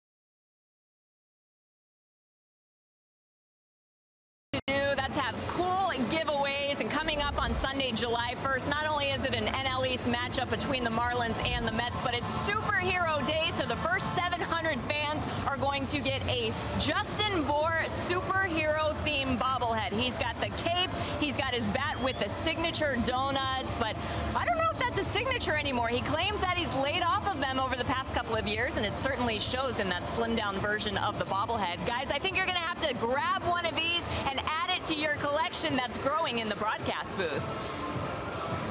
You're right. And that's a good one there with Justin Bohr. Made a sensational defensive play to end the 5th inning threat for the Giants. I think back to the home run derby last year and the donuts, and that kind of became a bit of a national spectacle. I love it. One of the better moments during the home run derby. Oh, I heard about that in a few different places in our travels around the league. Kind of put JV out on the national spotlight. This summer, the World Cup is coming to Fox and FS1. Every match live and over 300 hours of coverage. The world's biggest sporting event starts tomorrow, only on Fox and FS1. Was big news today around the World Cup soccer world. And here's the exciting footage. Thank you very much, that doesn't, Secretary General. So we have a winner. I feel like I'm watching C-SPAN. 2026 FIFA World Cup. The member associations of Canada, Mexico, and USA have been selected by the FIFA Congress to host the 2026 FIFA Now that World Cup. is a big deal. United States will have about, I think the number was 60 matches US, and then Mexico and Canada will get matches, increase the teams, and the US, which has not hosted the World Cup since 1994, will be hosting. So that's going to be huge. You remember how big it was then. In 2026, Fox will have that. That ball is ripped foul by Evan Longoria. But it all starts tomorrow. Unfortunately, the United States is not in it this year. They didn't make it as qualifying, of course, but we'll see.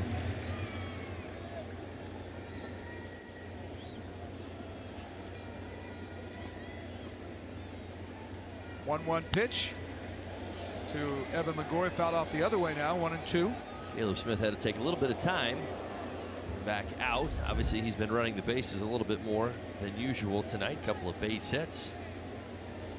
But a fantastic job, though, after settling down. Rough first inning. Marlins battled back, have this game tied. 1-2 inside. He turned away. Think back a couple of starts. Caleb Smith, we talk about it an awful lot. Game in San Diego, he induced 8 infield pop-outs. He's already got 7 tonight.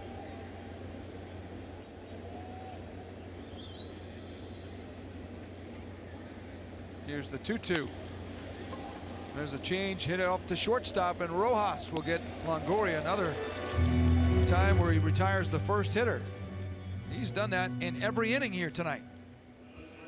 Here's our Chevrolet Prospect Spotlight. We take a look tonight at Brian Miller here, Holly. How about those numbers? 58 games, 328 batting average, the 19 stolen bases. Good to see. 79 hits. We've been talking about that an awful lot. Leads the Florida State League. Oh, there's that Hammerhead logo. Love it. Out of North Carolina in the College World Series. He's speedy too, good defender. They got him and Dunand, who's doing a good job there. Jupiter's playing some exciting baseball in the Florida State League. Brandon Crawford is 0 for 2.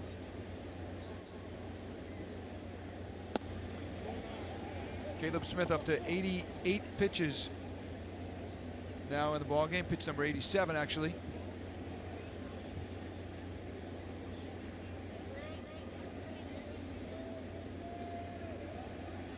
This is kind of a repeat of the first game, Holly, when you look at the numbers.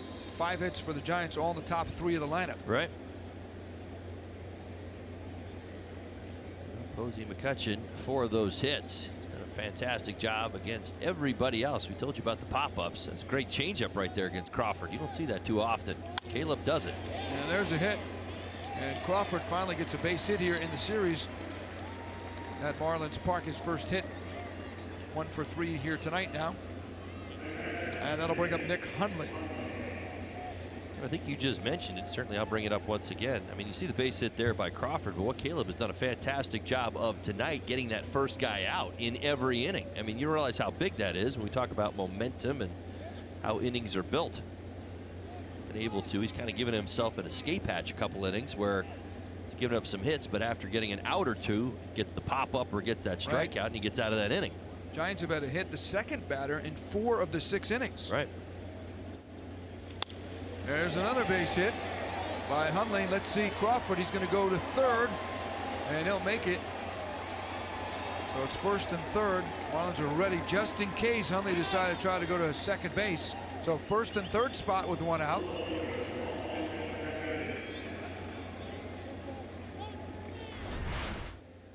And the circle change up a bit. Comes in at about the waist. He wants that ball down. Stayed up just enough. Wasn't ripped. Certainly was a line drive base hit. Get off the end of the bat. Crawford able to make his way to third base after reading it to the infield. Giants in business. First and third, 1 out.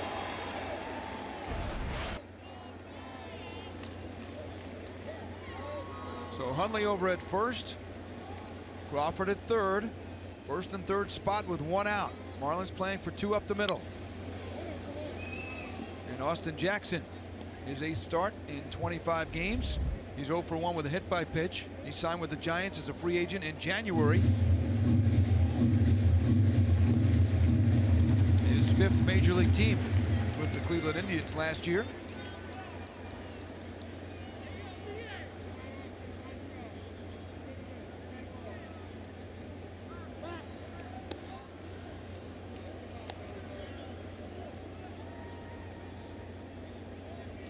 In a first and third spot with 1 out. Is Crawford going on the ground, you think? I don't think so. Against Caleb. Would be shocked. Here's the 0-1. And it's foul back. Well, up the middle he'd be going, wouldn't he? It's going to be either a double play situation or not.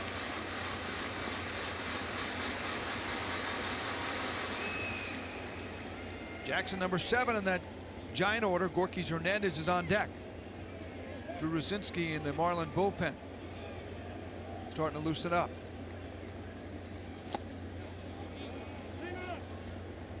And Smith knows this would be a real good time for his 4th strikeout of the game. That's a good try right there. Able to bury that slider at the back foot, trying to get Austin Jackson to bite. He did not.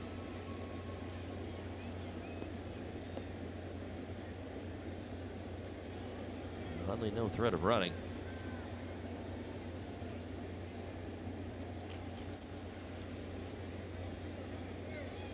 Jackson line drive, base hit, sharply hit. Giants will take the lead. 3 singles in a row for San Francisco. Now back-to-back base hits on changeups. This one up again. Oh, I'm sorry, I take that back. This is a slider. Kind of acted like that changeup, crossed just above the knees. It stayed up, saw it well. Able to get his arms extended. It's his go-to pitch. Buried the pitch before, left that one up at the top of the zone. So Juan Nieves comes out to talk to Smith now.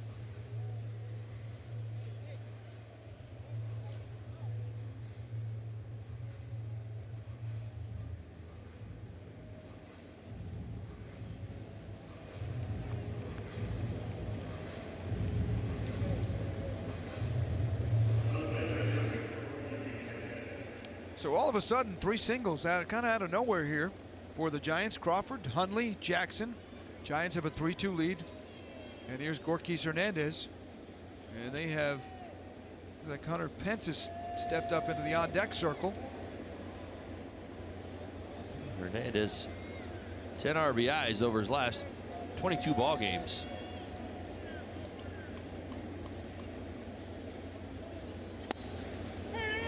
There's a strike. He's been able to get Hernandez out in the air twice, once by pop out, once a fly out.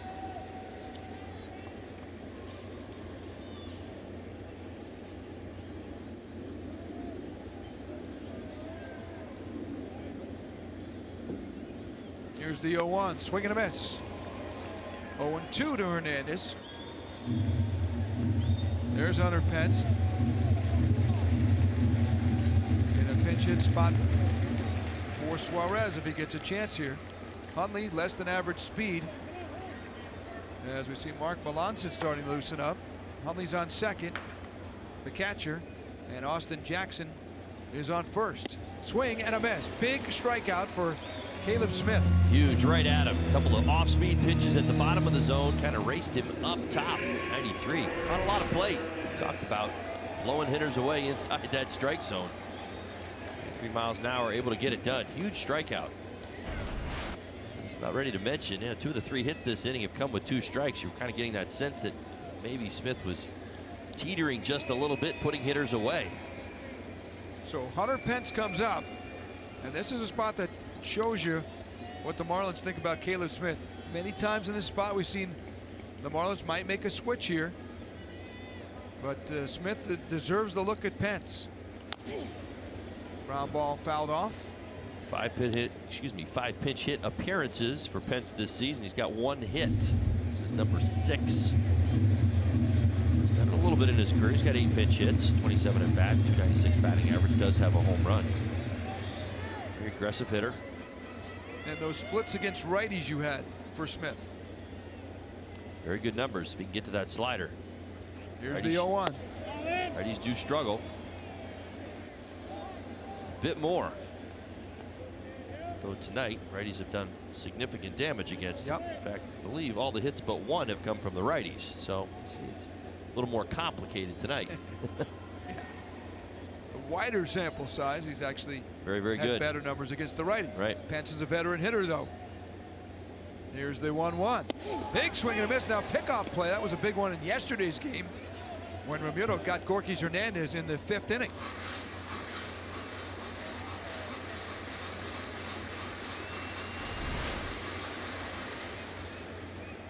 Nice job by JT. Even if you don't get the out at second base, it puts Hundley on point. Knows he can't get that extra step. You're always trying to do that as a base runner, especially with 2 outs. You're going on anything. So if you can cheat, catch another step, might be all the difference at home plate. Nice job by JT. Ground ball hit over to third. And Rivera will just go to the bag and Good job by Caleb Smith. He does allow 1 run, and the Giants take a 3-2 lead. We'll go to the bottom of the 6th.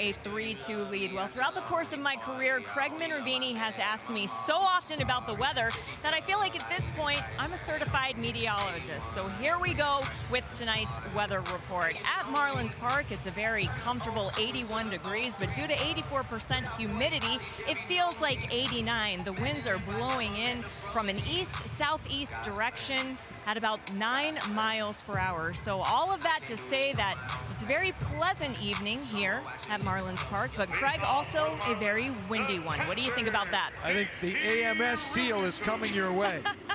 Hey, Craig, why is everybody always messing with you, man? I don't know. I'm an easy target. I've noticed that lately, Yes. that the last couple of days here. Done a nice job. All right. Filling in for Paul Severino, a good friend. I do like the weather. I guess back from my news days, I always did a little weather in college. The weather, and a weatherman always amazed me because there's no script in the news business. They know their stuff. The cool. It's always the battle, Todd, of the cool Canadian air and that warm Southern air. I certainly and understand. what happens in the midsection. I'm just trying to figure out why everybody's constantly messing with you, man.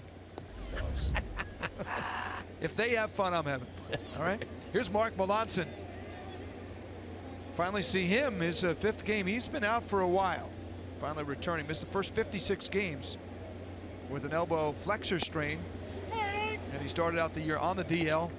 And he's been in this role, this 6th inning role, but so far so good. Hunter Strickland has done a very good job in the back of the bullpen, but that could change. Giants have some great arms coming out of the pen. Real Muto with another base hit. Sharply hit under the glove of Longoria. Good leadoff single for Miami, down by 1. You like to see that. Melanson, cutter, curve, 4-seamer, split finger. You're right. Shot off the DL. This, the big breaking ball. Nice job by JT staying back. Good swing. Base it through the left side. Couple of hops. Start here in the 6th. Marlins have battled back. What am I up to, 5 times this in the series? Yeah, 5 times I believe it is, right? 3 times in game 1, 1 time last night. Got 1 tonight as well, so 5 times. We're going to do it a 6th time.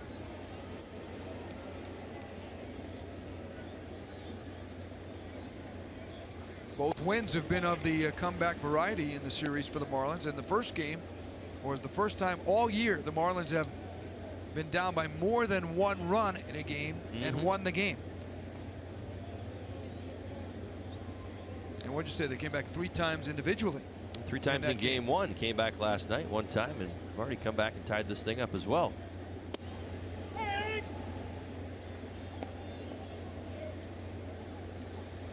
Kind of 1-on-1 on Cameron Maben hitting cleanup. Justin Bohr is on deck. Normally we would say a battle of the bullpens. You'd say advantage Giants. They've been rolling so far in this series. Advantage Marlins. They've been hotter. Runner goes, and it's a hit and run. And thrown over to first, so a good job by the Marlins to get a runner in scoring position. One away. Nice job by Maben, putting the bat on ball. Cut fastball, not easy to do. There you go. Sacrificed his bat, doing the job. JT makes it to second.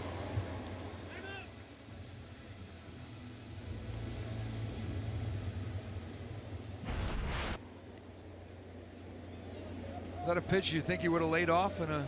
I think generally, yeah, that's a cutter. You're not going to do much with that. Melanson, known for that cutter, throws it about half the time. So that's what he's trying to get you to swing at. So you take that out of his arsenal because you're swinging at it anyway. To put the ball on the ground and the ball in play, get a runner in scoring position.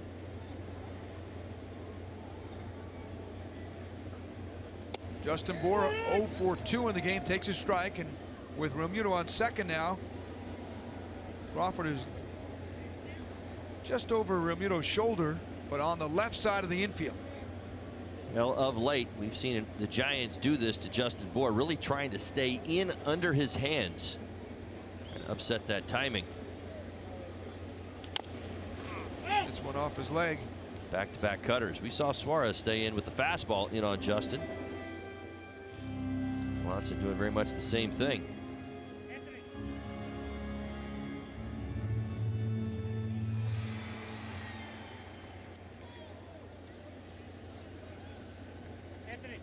Melanson went to college at the University of Arizona with his catcher Nick Hundley. Right in this game here with the Giants, he set a career saves mark there as well with 18. And Bohr with a base hit. He fisted it to center field. Here comes Realmuto. Tie game. Marlins have done it again. It's been a comeback series. It certainly has been. I'll tell you, nice adjustment by Justin Bohr. My goodness, stayed in there 3 times. We've told you about it. Now they've been going at it. The Giants have been going at him all game long to that inside part of the plate. A third cut fastball. Now he didn't crush it, but gets just enough of it. JB, he's a strong man. Fights this off into center field. Now, well done. You hear this conversation an awful lot at the big league level, Craig, and I hear fans say it all the time. Well, you know, a guy blows a fastball by a big league hitter, and he says, well, you know, why would he change up? Would just blow another one by him? He can't hit it. Well, that's a pretty good example of why you watch pitchers change up their sequencing. You know, he gets ahead with the 2 cut fastballs, goes back a third time. What's Justin Bohr do? Bangs it into center field. This is the big leagues. That's right. You got to have some trickery. You can't just always blow it by a guy or fall into those predictable patterns. These big league hitters, man, they'll make adjustments. 28th RBI. How about it? For Justin Bohr. Big swing by Brinson. He's 0-2, and he extends his on-base streak, rather, to 12 games. A lot of walks mixed in there. 10 walks over that run in the 12 games. On base, well over 400.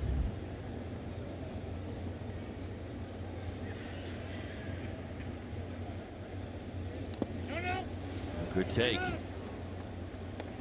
It's an RBI single his last time up. Get this, Craig. 3 homers, 8 RBIs in the month of April. 3 homers, 8 RBIs in the month of May. Got it. 3 homers, 8 RBIs in the month of June. But we're only halfway through. He's got time. Much better production.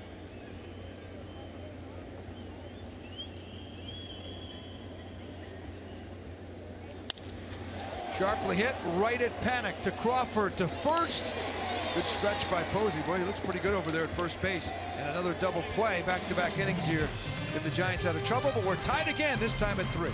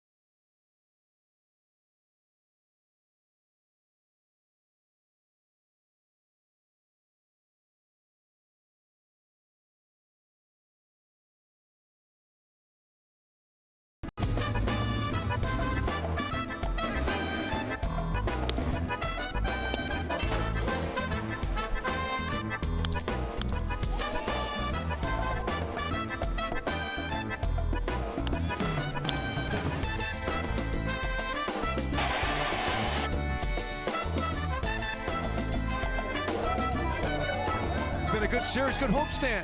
A fun one for the Miami Marlins with the 25th anniversary over the weekend. The Padres did not win the series. That was tough to take, but they've won the first two against the Giants. And here, they've got a 3-3 game here. Well, they're Go to the competing. seventh. Yeah, How I mean, about let's Smith? go back to the end of the road trip. I mean, they played great in St. Louis, took 2 or 3 there. Right. Brought that home. They held their own in San Diego. I know San Diego got a couple of ball games there, but playing much better against the Giants. And the Giants were hot. 5-3 over the last 8 games. Very nice. Giants came in a hot team. They may be 5. You look at the record, their game under 500. Yeah, they'd won 8 out of 10. And they just beat the Nationals red hot 2 out of 3 at Nationals Park. Joe Panik stands in. How about Caleb Smith at 103 pitches? And he is going to start the inning at least against Panik. We'll see what happens after that. Panik, a base hit his last time up. He struggled with lefties this year. He's a career .287 hitter against lefties. He's missed some time on the disabled list and trying to get back into the swing of things. High and tight, 3-1 now on Panik.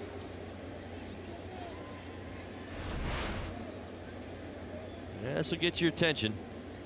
High level. This is the most pitches now at 105. With this pitch, he had 105. He had, previous high was 104 against the Mets this season. Panik rips one foul.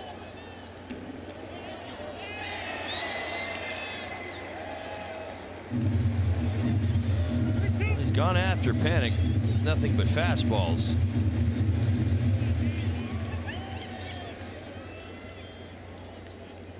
Here's the payoff pitch from Caleb Smith. Pop up, short right field. Going back though is Castro. Anderson came in. Castro makes the catch. 1 away. FPL is proud to support our first responders in good weather and bad. See how at FPL.com. Don Mattingly's coming out. Looks like it may be a double switch here. Derek Dietrich's going out to left field. And after the lefty-lefty matchup to start the 7th, the Marlins are going to bring a right-hander in to face Buster Posey in a 3-3 game here in the 7th. Tayron Guerrero coming in. We'll give you the details when we come back.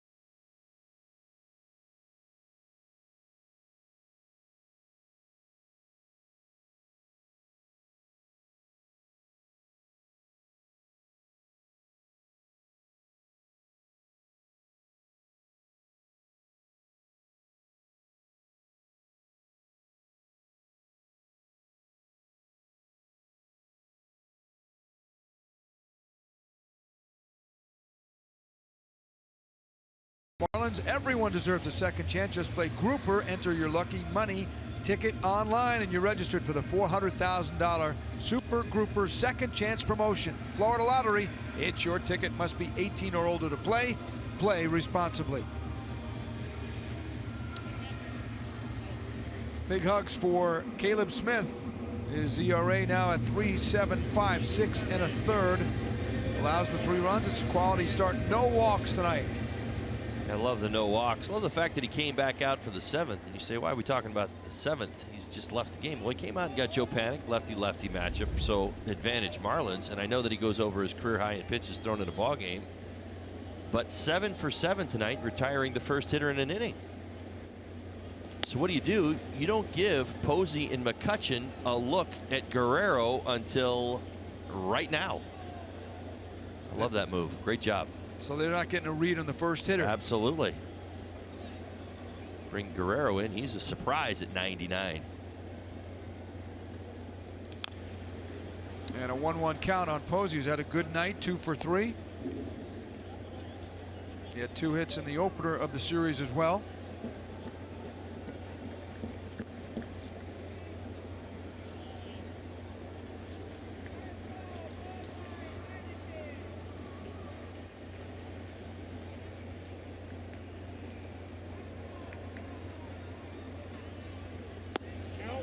Takes that one outside. Got a 2-1. Guerrero Smith, nice job tonight. I told you about the infield pop-outs. Got 8 of them. Tied his season high with that San Diego Padres start. Had 8 in that start as well. And now 3-1. 98-mile-an-hour fastball to the number 2 hitter with McCutchen on deck. He's had a big night too.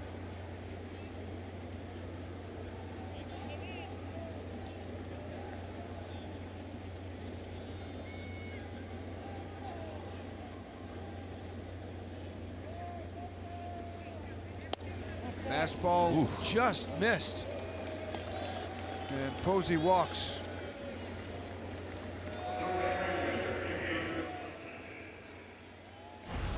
Marlins fans, on select games this season, one lucky fan will be awarded a card during the middle of the 8th inning. The Marlins Year of the Fan Sweepstakes presented by AutoNation. Marlins fans are automatically entered to win when your digital ticket is scanned on eligible dates. For official rules, visit marlins.com/YOF sweepstakes today. So lead off the 1-out man, I should say, on. First hitter that Guerrero faced in Posey. And now here's Andrew McCutchen. First walk of the ball game for Marlin pitching. These two teams are the lowest two in terms of walks on offense. Ground ball is short. It's a chopper. Rojas will have to play to first for the 2nd out. Posey goes to 2nd.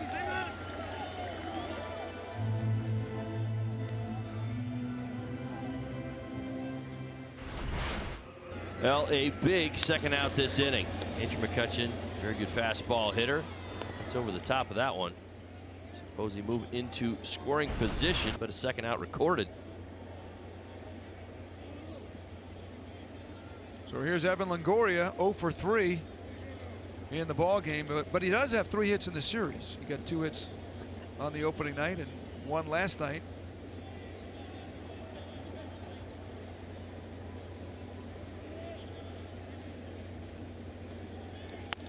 That pitch is over the inside corner, 99 for a strike. Would you say the Giant offense, it hasn't really clicked overall, even though they have shown some signs with their average, their slugging is pretty good? You're saying on the whole for the season? On the whole for the season. Do you think that, well, in other words, I think they're missing expecting Brandon Belt. I mean, that's just really where I go with this. I mean, he's just such an impact bat. I mean, you look where Crawford's at. I mean, Longoria's starting to settle in. I mean, players and hitters are going to go through ups and downs throughout the season. They're a very, very talented offense. And the one thing that stands out in this series is not so much that the Giants offense has been down. How about the Marlins responding? I mean, that's what this has been about. They've come back. They continue to push. They've counter-punched. Yes, all series long. 0-2 on Longoria. Fastball away. 1-0-1 from Guerrero.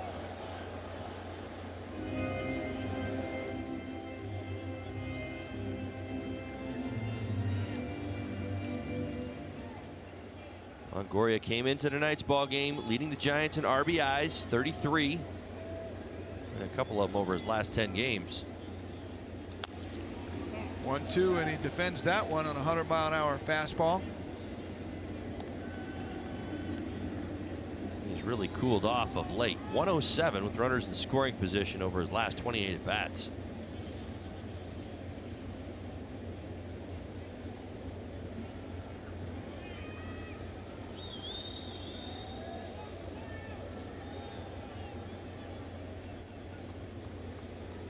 AL Rookie of the Year 10 years ago. The 3-time All-Star, Evan Longoria.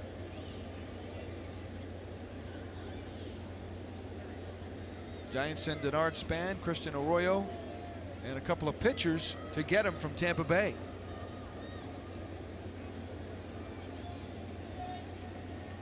1-2, swing, and just got a piece of it, knocked it over the Marlin dugout. He was fooled, but he hung in there.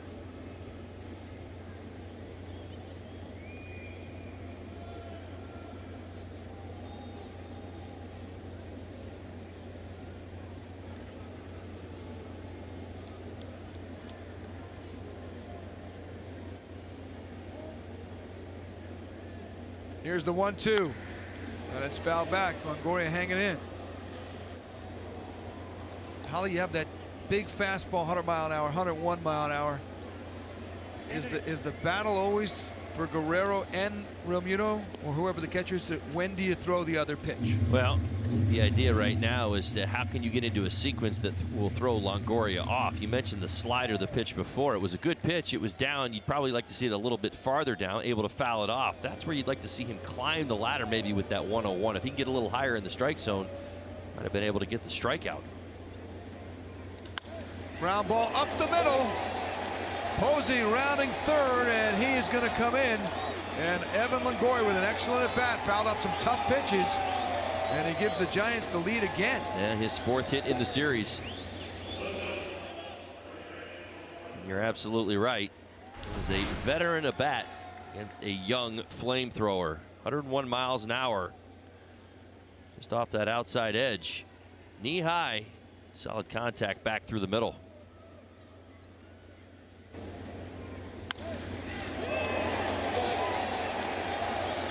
Can't say it was a bad location. It was outside of the plate on the corner. Good piece of hitting. Caught a little too much at the plate.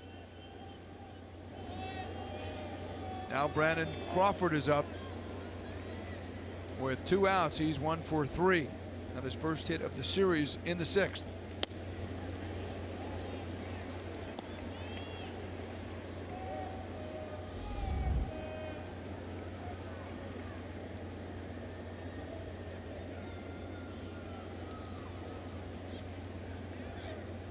Coming into tonight, the Marlins bullpen, 1.15 ERA over the last 8 games. That fastball is outside from Guerrero. Big reason why this Marlins team has been able to rip off 5 wins.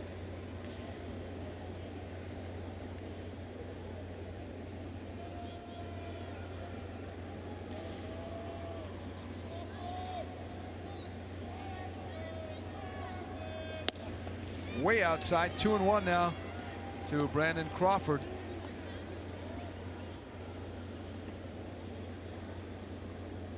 Giants scored 2 in the first. Marlins came back with 2 in the bottom of the 4th. Each team scored a run in the 6th. And now the Giants back on top here in the 7th.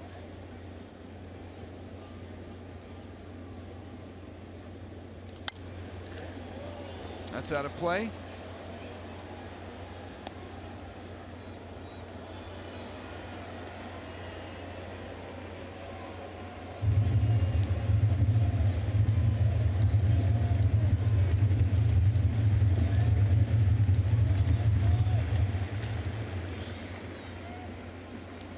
Guerrero this year with 40 strikeouts in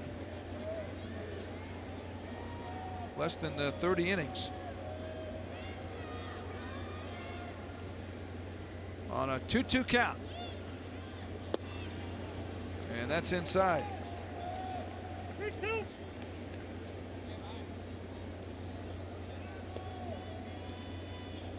So with 3-2 count, runner will be able to go, and Justin Bour is going to back up a little bit.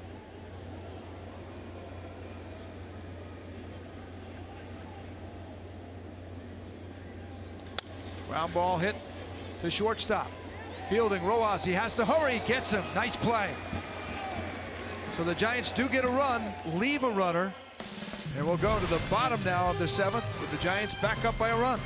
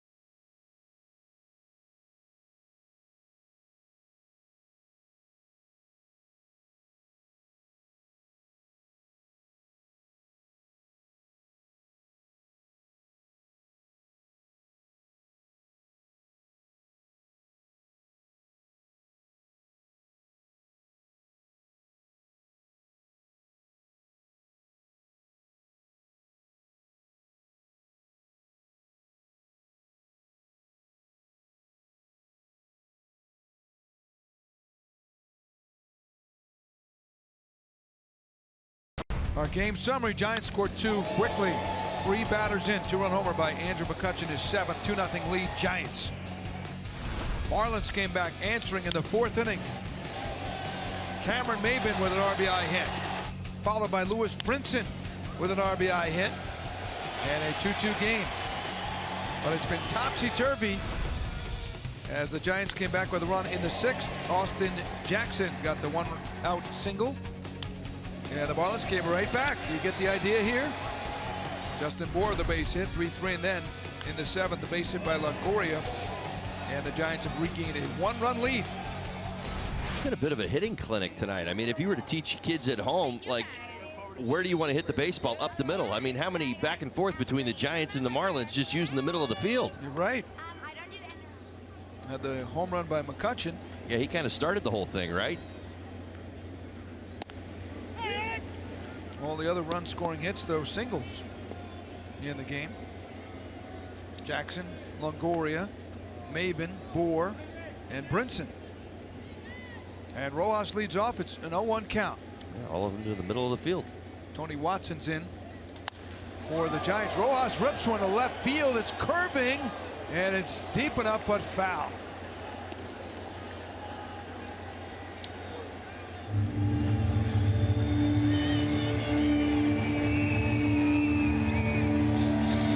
We talked about that heralded bullpen.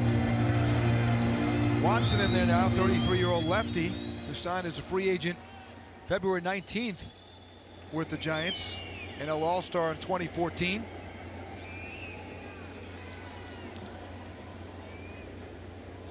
And the 0-2 is outside. Sinker changeup slider from Watson.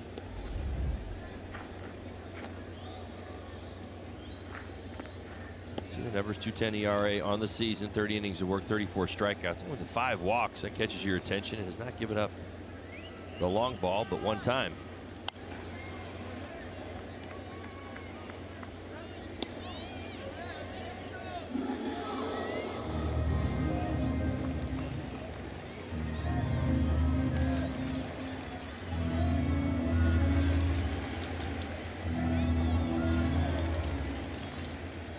Seven, 8, 9 here for the Marlins in the bottom of the 7th. Rojas 0 for 2. Couple of pop-ups, and he got him there.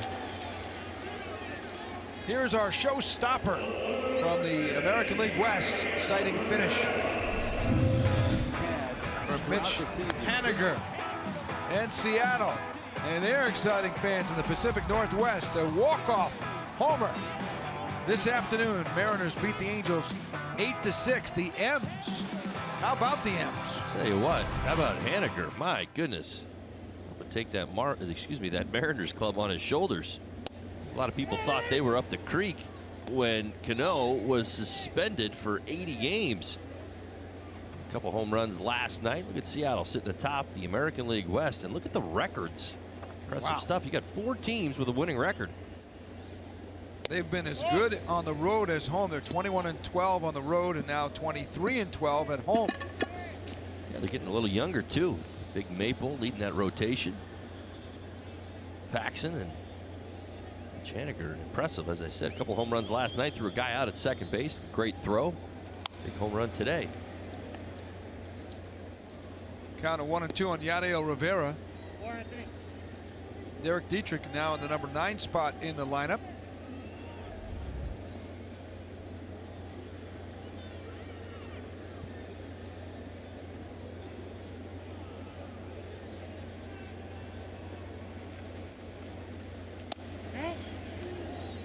And 2-2 now. Rivera's 0 for 2 in the game. Dietrich's going to have to try and follow up on what Caleb Smith did at number 9 spot in the lineup. Caleb was 2 for 2. And now a full count on Rivera. Especially after talking a little trash about his hat. He was. It's funny how it finds you that way, right? Yep. See if you can do it now in the number 9 spot, Double D. 3-2 is inside. Good at bat to come back in that at bat for Yadiel Rivera. And the Marlins get the potential tying run. back on first base.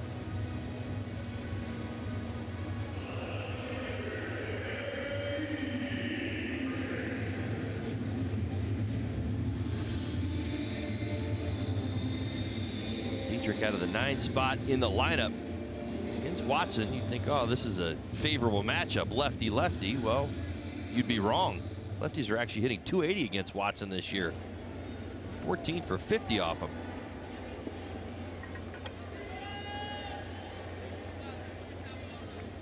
Rivera's one of the fastest Marlins, too. He only has 1 stolen base, but he has good speed. Ground ball, foul. Did he get it? It was on the ground.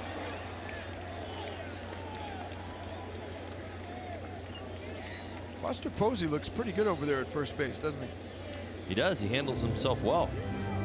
More and more starts, but again, just like I think we would all expect. I mean, this clearly soon to be Hall of Famer. Adjusting to the opportunities. He's getting over at first base. See the bounce as it goes into his glove. He did not catch that. There's a strike. Dietrich this year against lefties hitting .244. Has a couple of homers, 5 RBIs. So was it the night tonight that put you over, the 2 hits, the 2 runs scored for Posey to put him in that HOF no, I just conversation? You see the slider there and from he Watson. got him on a swing and a miss. So second out, 2 outs. Out number 2. No, just everybody piling on me. That was it, simply put. Wouldn't lead our fans astray. I had mentioned that I was a little, you know, maybe there might be a little bit more there. I think I was, you know, 5-time All-Star, 4-time Silver Slugger. You know, and you kind of look at it, and, you know, but, you know, I think I admitted to he needed to compile some more numbers. It's fair. Little did I know that that would bring out a backlash of, of response. Yeah. They told me about, somebody was telling me about trophies and rings and all these other things. Mantelpiece is full. I have since calmed the crowd by joining. Okay. I am on board. Welcome. Hall of Fame. Off. Welcome. There you go. Starlin Castro 0 for 2 with a walk in this ball game. Marlins down 4-3. Don't forget, we'll be on the air tomorrow 11:30. Marlins Live. Jessica and Jeff Nelson will host tomorrow. Swing and a miss, and the ball game at 12:10 tomorrow, right here at Fox Sports Florida. Then the long road trip off to Baltimore, San Francisco, and they'll finish in Colorado before the Marlins come back home. And we'll see the Arizona Diamondbacks and the New York Mets, along with Tampa Bay. Swing and a miss by Castro, so Watson gets 3 strikeouts and gets out of the inning. Giants still lead by 1.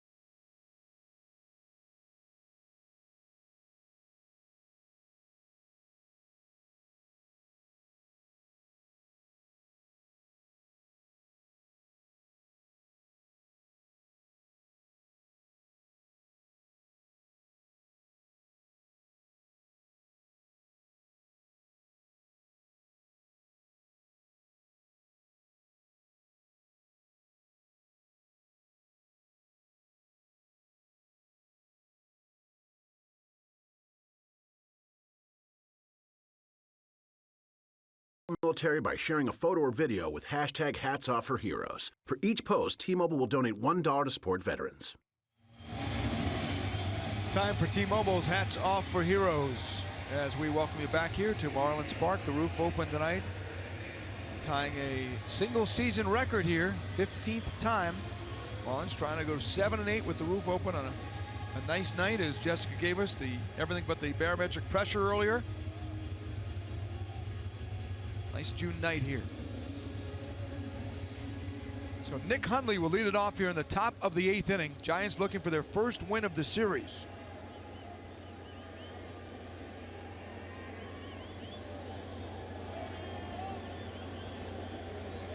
Inning number 2 for Guerrero. Hundley a base hit his last time up. Chopper to third. Moving in Rivera and makes the throw. Nicely done for the first out. So that theme continues. We saw it all night long. Giants have been able to get that second man on a little bit more consistently. Nice job by Rivera. Catcher running, has a little bit of time.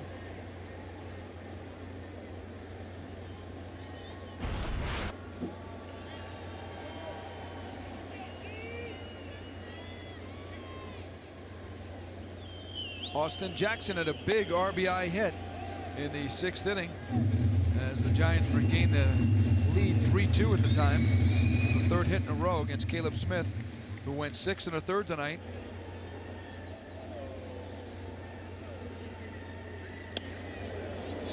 Fastball went all the way back to the screen. Just a little high.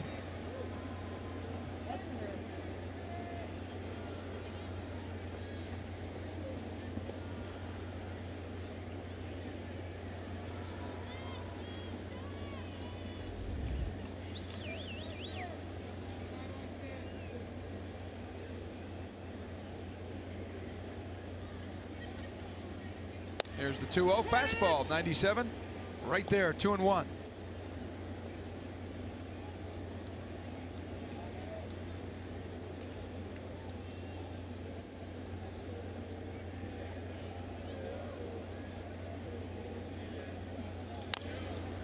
And that's chopped back now, 2-2.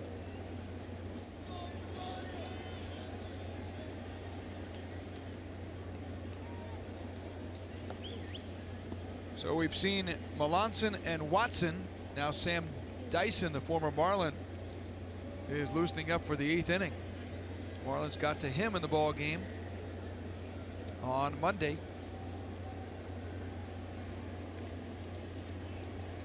2-2. Oh, it was a good idea. He just missed. He froze. Look at the smile from Austin Jackson.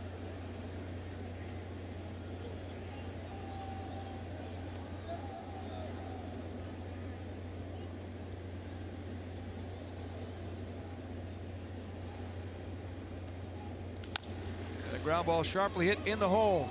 Rojas' long throw is a good one. A bullet from deep in the hole. Another special play from Rojas at short. Yeah, his glove has not slumped. I know he has a little bit with the bat, but my goodness. You know, I was asking Perry Hill the other day about, because everybody plays shortstop on the Marlins now in terms of the Rivera, Riddle, Rojas, those guys. And he said, when you go to a tryout, that's the ball to hit you. The ball to the backhand deep in the hole. Can you make the throw? Right. And they all can do it. Absolutely can. You're right. Certainly enough arm strength from, I almost call that shallow left field. Just a couple of steps off the infield. So now Gorkys Hernandez looking for his first hit in the ball game. Takes a strike.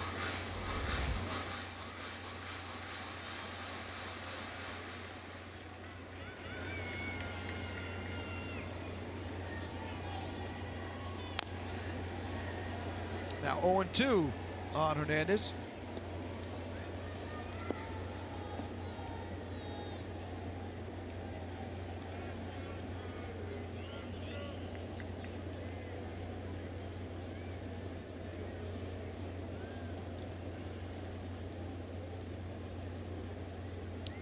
Here's the 0-2 from Guerrero. Fastball, 100 miles an hour. Well, one of the nice things Tayrod gives you, aside from the stuff, is the fact that he can go more than one inning. It can really help you out. Yeah, you're absolutely right about that. As that slider continues to develop, he's going to get better results moving forward. You certainly know he's got one of the better fastballs in the game, but watch these giant hitters. They don't They haven't flinched too much at the slider, but again, I think that's more of a work in progress, but he's learning here at the major league level, and I think that's the best part of that. One of 5 Colombian-born players to make it to a major league roster this season, and that number is increasing. Scouts are looking more and more at Colombia, and of course the guy we just saw this weekend in Edgar Renteria, great Marlin and Giant from Barranquilla.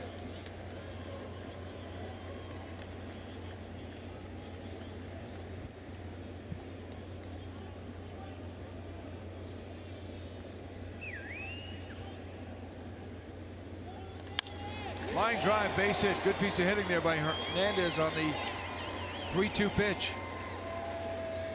Yeah, you're right. Guerrero didn't get the call on the 2-2 pitch. I thought it was a good fastball in the zone. Didn't get the call. Gives himself another fastball. This one down a little bit more and a good swing. Going the other way. So the Giants announcing the switch hitter, Alan Hansen. He's had a good year off the bench for the Giants. 4 for 8. Does have a home run. He is 0 for 5 in the series. He started game 1 and he hit into a double play in a pinch hit spot in the 8th in the game last night.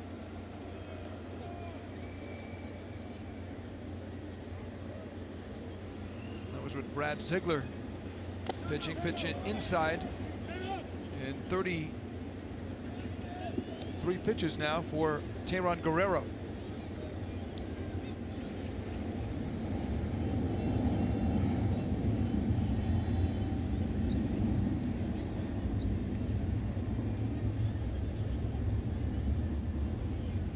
Giants trying to get back to 500. They're 33 and 34.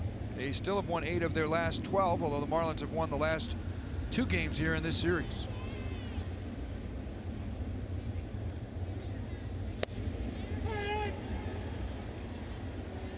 Generous strike there from John Tumpane, the home plate umpire.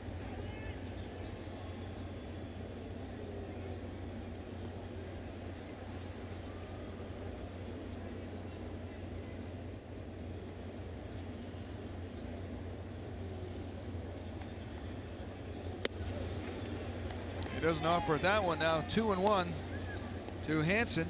Giants trying to add to this lead. Hansen has been very productive for manager Bruce Bochy and this Giants team. 21 hits on the season, 17 RBIs.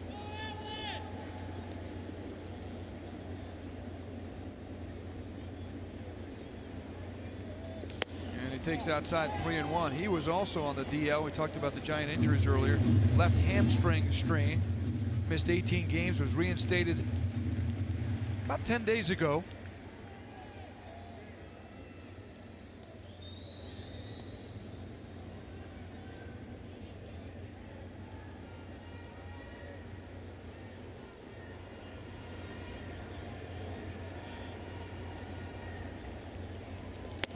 Is up high, ball 4. So now 2 on for the Giants, and the order will turn over, top of the order, and that might be it for Teheran Guerrero. Here comes Don Mattingly. And Don's going to meet with the home plate umpire, John Tumpane, again. He's going to make a double switch. Pitcher's spot right now is the number 4 spot in the order. That's where Maben was. So Drew Rosinski will come in here, try to get the Marlins out of this one. They trail by 1.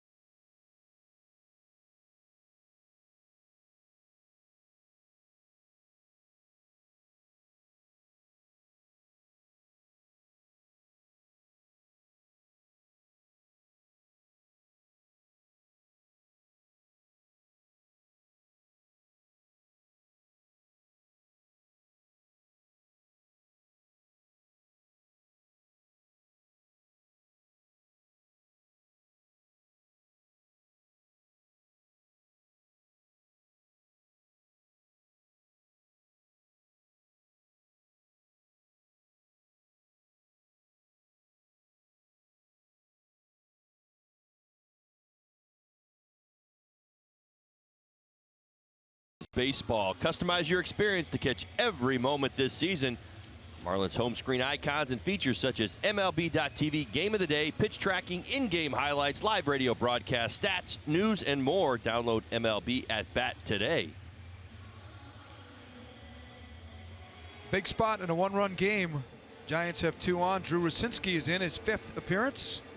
He is 1-1, allowing a .227 average against. He will face Joe Panik, who is 1 for 4 for the Giants in the ball game. Lefty hitting Panik against the righty throwing Drew Rosinski. A little bit more damage from the lefty. Small sample size. 5 appearances. Panik drives one to deep right center.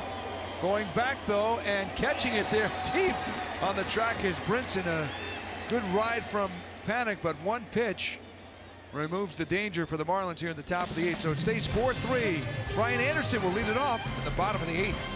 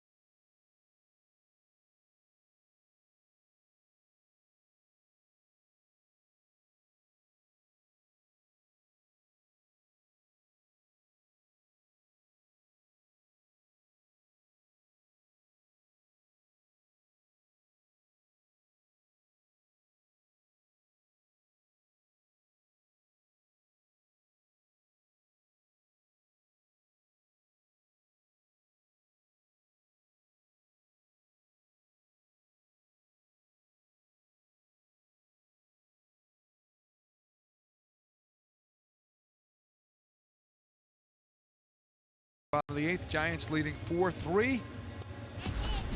And the All-Star voting continues. Here's the NL All-Star balloting. Who's your leader there? Freddie Freeman over at first base. Got Bryce, number 2 so far, or Arenado, I should say, at 3rd. Mr. Posey. How about Matt Kemp? He's had a nice response. He certainly has. What about the AL there, Holly? It's an impressive group. Look at these names. Betts, Trout, Judge. What if that was your starting outfield? My goodness gracious. That's one heck of a conversation. Yankee catcher Gary Sanchez. How about that? Yeah, a lot of power, votes. but he's hitting under 200 currently. Yeah. Still winning the popular vote. JD Martinez. He's had a ridiculous start to his career in Boston. My goodness, he hit a home run today. I just saw it quite quickly out of the corner of my eye. It looked like almost a pitch out that he ended up hitting out to right field today. Camden Yards. So Sam Dyson is in. Here he is, the former Marlin, game number 32. And Brian Anderson takes that pitch. The Marlins have seen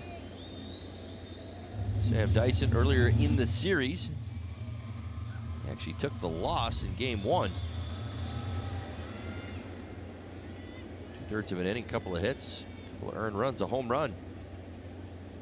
Anderson got an RBI double against Dyson, followed by that Real Muto homer you're talking about, Center 2-run field. shot. Both went the other way, both on the sinking fastball.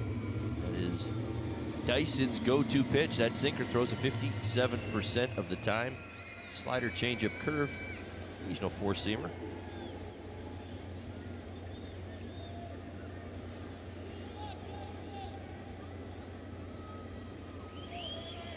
That's outside, 3-1. So going up to the plate, same guys here. Obviously, there's a little confidence here. One-time look for Dyson and Anderson. Approach doesn't change, really doesn't. Especially when you look at the numbers, as I mentioned, throws that sinker 57% of the time. As a hitter, you stay ahead. You got to keep sitting on that sinker. 3-1 pitch here for Brian Anderson, and he takes ball 4.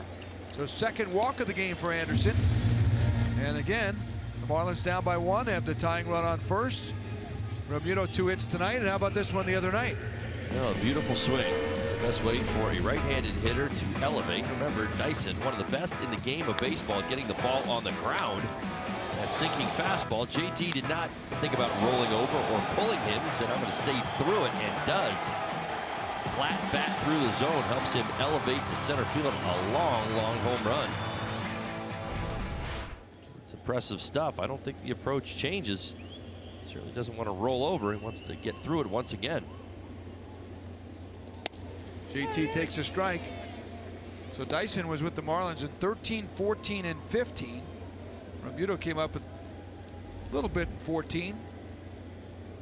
And then started getting the starting job in 15. Obviously caught Dyson. Now, you talk about the situation with the pitcher catchers. What adjustment may be made here? Either way. Well, I don't think Dyson's going to all of a sudden, because JT got him last time on his sinker and hit it out for a huge home run, change all of a sudden, throw him, Yeah. his four-seam fastball. It doesn't really Come up work with a like that. knuckleball. He just tried to throw better pitches, and I think that first pitch is a little bit of a tell. Dyson would tell you he couldn't get the ball in on either Anderson or Realmuto a couple of nights ago. Struggled with Anderson already. That's why he's over at first base with the walk.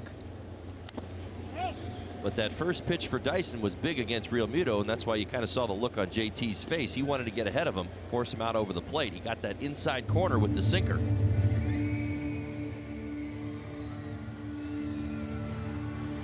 Slider is a tight pitch, doesn't move, it's not sweeping. Kind of acts a little bit more like a cutter. Dyson would love to get a ground ball here, and this is what he does so well. 4th best in the National League, 64%. Ground ball percentage.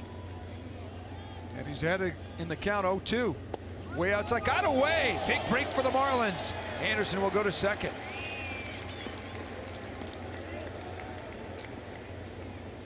I think this one's on Hundley. His pitch is down. Maybe a slight cross-up. Hundley making his way out to the mound. This is the slider, but watch Hundley's glove. He's kind of right there. I say got a little bit lazy. He probably should have kept this in front. Certainly made all its way all the way to the glove. That was not in the dirt at all. Almost a slight sense of surprise. So a pass ball. Indeed. And now that tying run is on second base. Completely different situation. You heard Holly mention the double play stats, the ground ball stats for Dyson. Now the 1-2 pitch is outside, 2-2. Back-to-back sliders trying to get JT on the strikeout. JT certainly recognizes this situation. Runner in scoring position. He'd love to drive him in. This isn't just about getting him over.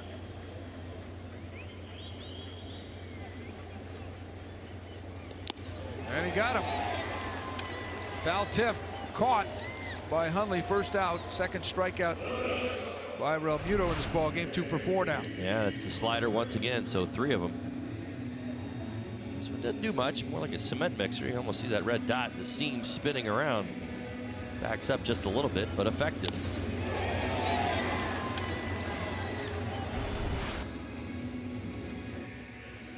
So Bruce Bochy's coming out now.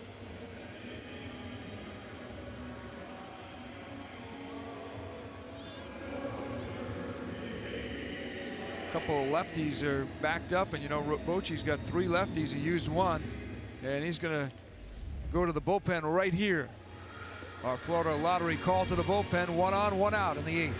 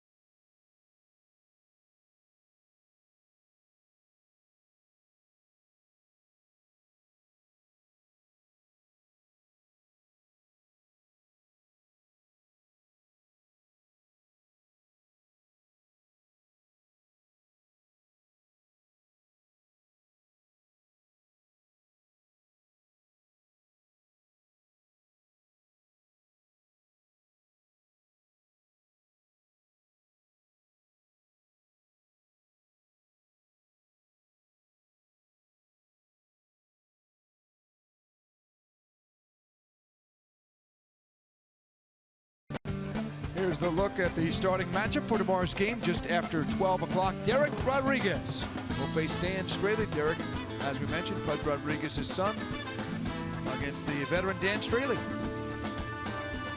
We'll have some thoughts from Derek on our Marlins Live pregame. Bottom of the 8th, the Marlins have the tying run on second with 1 out. Now Will Smith comes in. He was very effective. We saw him go an inning and strike out everybody. Bohr, Castro, Riddle in the 8th inning of the ball game last night. Yeah, he used all 3 of his pitches. That 4-seam fastball, slider, and curve. All of them were on. All for strikes. He's been handling lefties pretty well this season. 5 for 29. It's a 172 batting average. 13 strikeouts. 1.3 ERA on the season. 16 innings of work. 19 punch-outs. It's a big spot. Runner in scoring position.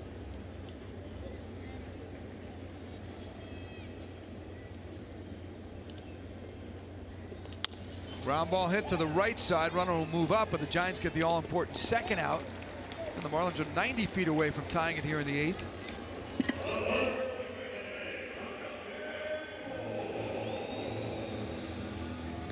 And Justin Bohr coming up. He's 1 for 3. Had that RBI hit in the 6th inning.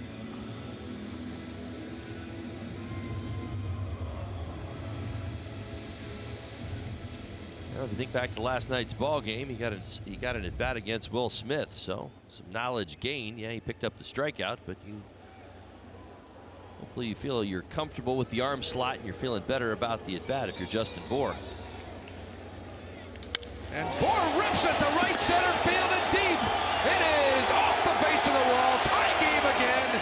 And Bohr will go on to second base with a double. And here we go. It is 4-4. Well, once again, the big guy comes through.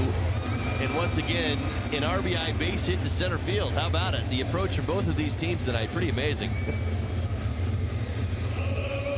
Elevated fastball. Elevated fastball. Didn't let him get to those secondary pitches. Kane got in that box ready to swing the bat. This ball almost got out. My goodness. Short hop the wall in center field. Third time tonight we've got ourselves a tie ball game. Bohr hit it a long way. That's a deep part of the park. That fence alone is about 400 feet.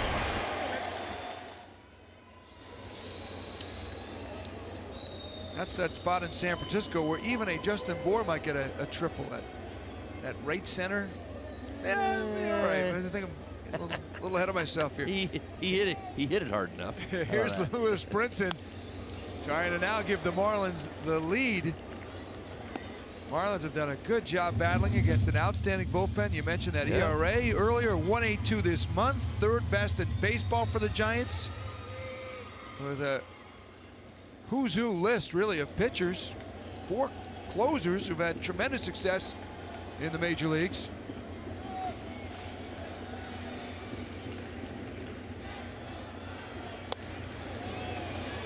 Pulled the string on Brinson to get him at 0-2. He's going to have to battle. We've seen him do a nice job this month. Just that, battling. RBI base hit. Tonight's ball game. Todd, this is the kind of scrappiness we saw for about a month span for the Marlins. They seem to be back on track, at least. Good baseball hanging around. Well, particularly here at Marlins Park. That's the one place that they really have played this type of baseball. 0-2, swing and a miss. So Smith able to get out of it, but the Marlins able to tie it up on the big double by Justin Bohr. 4-4. We'll go to the ninth.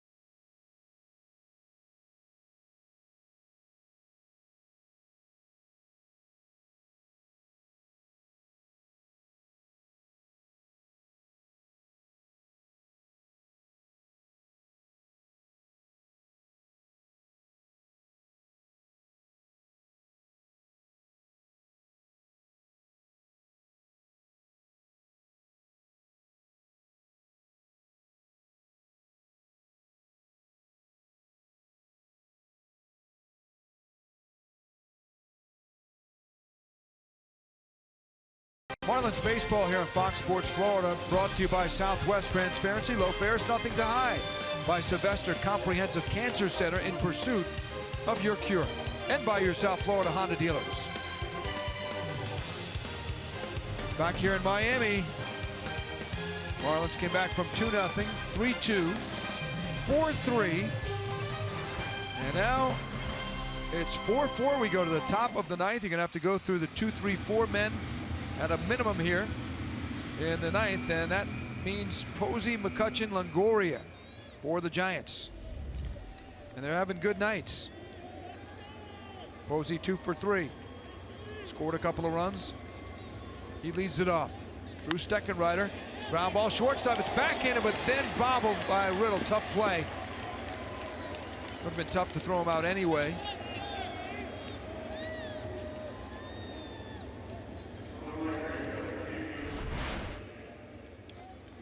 An outstanding effort by Riddle. You see the ball pop out of the glove as soon as he hits that turf. He didn't roll that wrist over. That didn't feel good. So now McCutchen is up. He's 2 for 4. He homered in the first inning, doubled in the third inning. In this spot in the lineup, got to be very careful.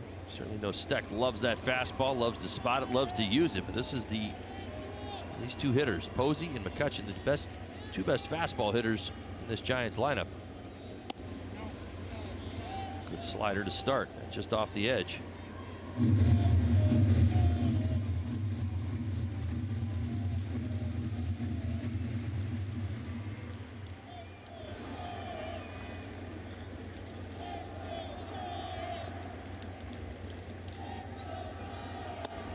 Pitch on the corner, good pitch by Steckenrider. McCutchen did not like that as we look at our Florida Lottery in-game jackpot. Double leaders, and McCutchen with the double here, tied with Markakis. Look at the Braves, they have 3 on that list. Wow. 1-1 count. Now 2-1. Atlanta Braves, they haven't stopped. They have a 1-game lead on the Washington Nationals. Record of 38-28.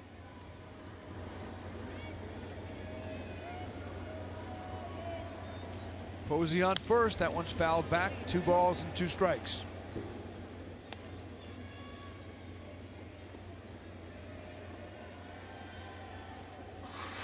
Coming in for Steck, he's been throwing the ball very well. You saw the ERA just a tick above 4. He's been throwing the ball very well. Last 10 games have been scoreless. 9 innings. 4 hits over that span. 2-2 pitch, fastball just missed. McCutchen came into the series hitting .331 off fastballs and .143 on off-speed pitches. We'll see what's in store on a 3-2. And do you get aggressive here with the runner? Both his hits off fastballs tonight, off Caleb Smith. No, you do not.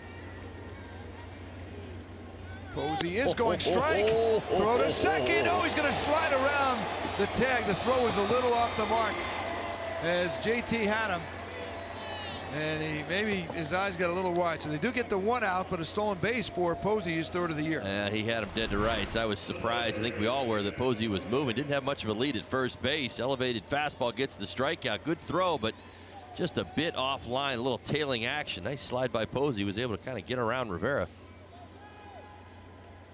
It was a pretty good look. He had to range off of second base just to secure the throw. So it worked out there in a weird way for the Giants, and a rare stolen base against the Marlins. Here's Evan Longoria. He takes a strike. Romuto had been throwing out runners at a 35% clip, which is well above the average in the league. I think it's a little under 30%, 28, 29. And he had him. You're right, Todd. He's just, I don't know if he saw it and just looked too easy that time, because we haven't seen many throws for JT at all that have been off the mark. The ones that have beat him have been right there anyway. You're absolutely right. Just a little high and outside. Still almost able to get him, but have to bear down here with 1 out in the 9th. Longoria put together a big at bat. Now 4 hits in the series. RBI single to center his last time up. Hits one in the air to right field. Anderson. No tag here. Anderson makes the catch. And that's the 2nd out. Brandon Crawford will get a shot here.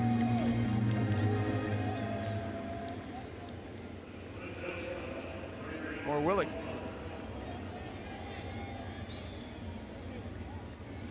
I don't think he's getting a shot. I'd be shocked.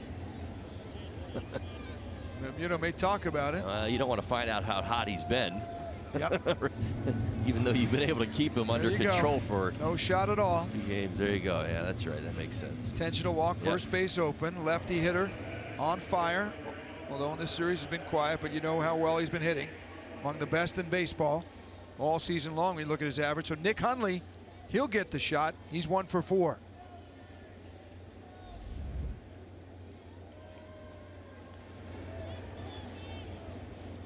I think Todd had the intentional walk going before Don Mattingly's arm. I saw you waving over there. Well, I knew the base was open. I don't know. I'm thinking about fewer things than the skipper is. I was wondering if John Tempane was looking at you to say, okay, does Holly want him? Yeah. No. Set him to first. You're on the same page there. I saw Crawford coming. Hey, that's the fun of baseball. And Sure it is. To think along with the manager, the moves they're going to make, to me, is one of the most exciting things about baseball.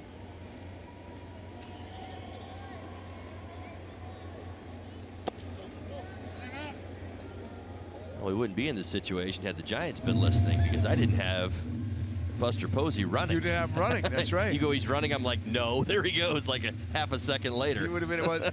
I'm like, what's he doing? He can't be running here.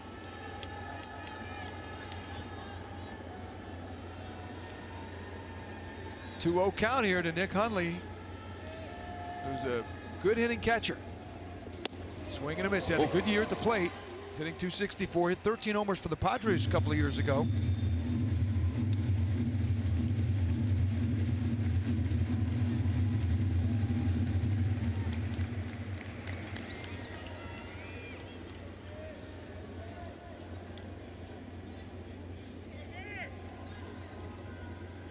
Here's the 2-1 from Steckenrider.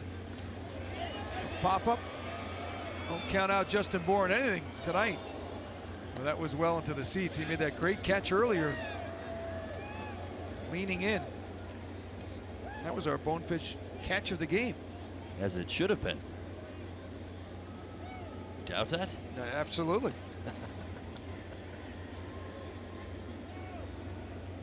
Whoops. See, he can catch his gum too. He's on his game tonight. 2 big hits for the Marlins, 2 RBIs in the 6th and the 8th. A 2-2 count, Steckenrider. Now this is a big spot. Hundley's been hitting well with runners in scoring position this season, well over 400. 10 for 23. 16 RBIs. 2-2 count, 2 outs. Marlins will have Rojas, Rivera, and Dietrich looking ahead to the bottom of the 9th. And then the top of the order.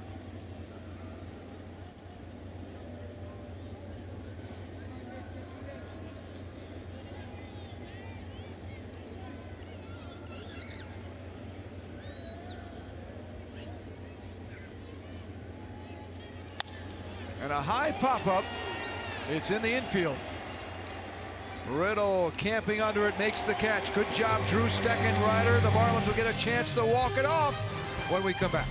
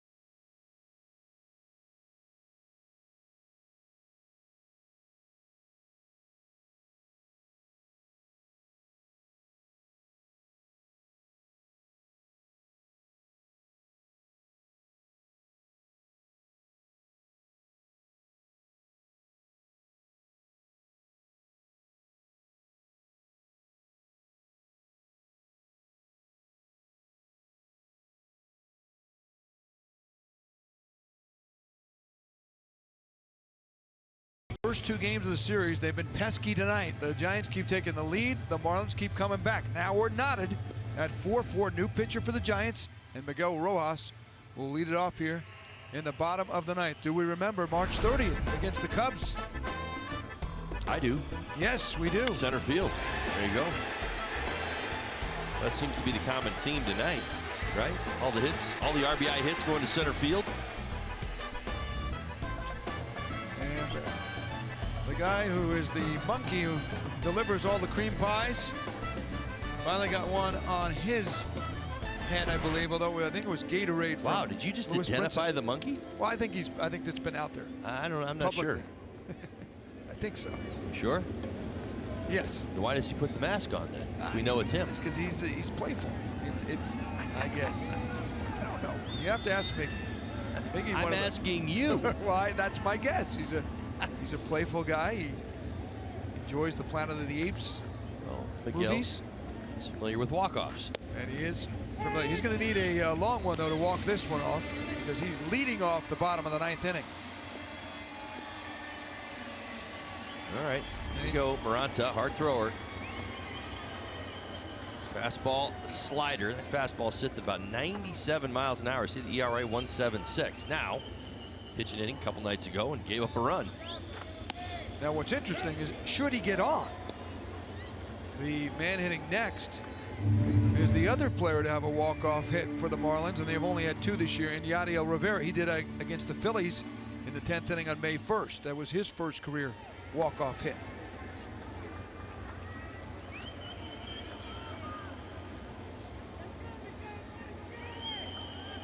Reyes Maranta has an 0-2 count. And Rojas, is it a tweener? It is. There you go. There's a hit. Over the head of Crawford and in front of left fielder Austin Jackson. Well, it's the slider, and this is what he's known for. He usually goes to that slider to pick up the strikeout. In fact, he's done it 23 times this year, but to be denied. That's right. Rojas, really good swing, able to defend against that slider and dump it in left field. Good start to the ninth. So now Rivera comes up. We'll see if he's in a bunting spot with Rojas on first. And then you've got Dietrich to follow, who's been red hot. He squares and takes the high fastball.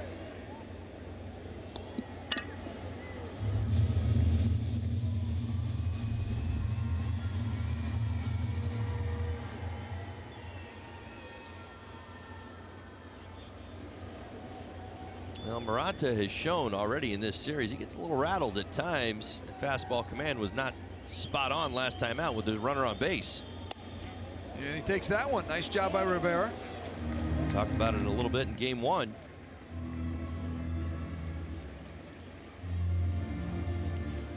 Yadiel does not have a sacrifice bunt this year. Marlins only have 4 from their position players and 5 from their pitchers, 4 of which from Caleb Smith. Takes that one outside. Same thing like we saw in game 1 of this series. Listen to the same side as well. Glove side, lacking that fastball command. And here comes the pitching coach, Kurt Young, with a 3-0 count now. The Marlins have battled Melanson. They got to run off him. Watson got him for 3 strikeouts, but they got to run off Dyson again. That tough bullpen. Smith came in, gave up the hit to Boer. That run was charged to Dyson. Right. So this tough unearned bullpen, run though. They had a difficult spot. Marlins are doing a nice job of capitalizing on the base runners that they're getting. Again, theme tonight using that big part of Marlins Park, the middle of the field. See Strickland starting to throw. The Giants bullpen got their closer up and ready to go. Maranta walked the batter, 4 pitches, missing with his fastball command to that outside corner. Taking all the way right here? I think so, absolutely. You know, He squares, and he takes ball 4. There you go. So that puts the winning run into scoring position with nobody out. And the Marlins wanted to give the Giants an out. and the Giants didn't want to take it. Maranta could not find the strike zone. Well, Marlins aren't giving away any more outs now.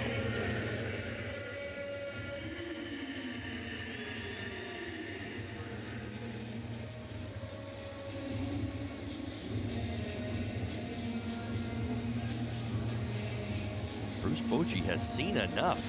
Maranta, he's going to go to his closer. How about this? Bruce Bochy has watched his team lose the first 2 games of the series to the Marlins, and they've been playing great ball, the Giants, 8-2, and then you can tell how important this one is now. This is very unusual to bring the closer in a spot to try and get out of it, try to force it to extra innings.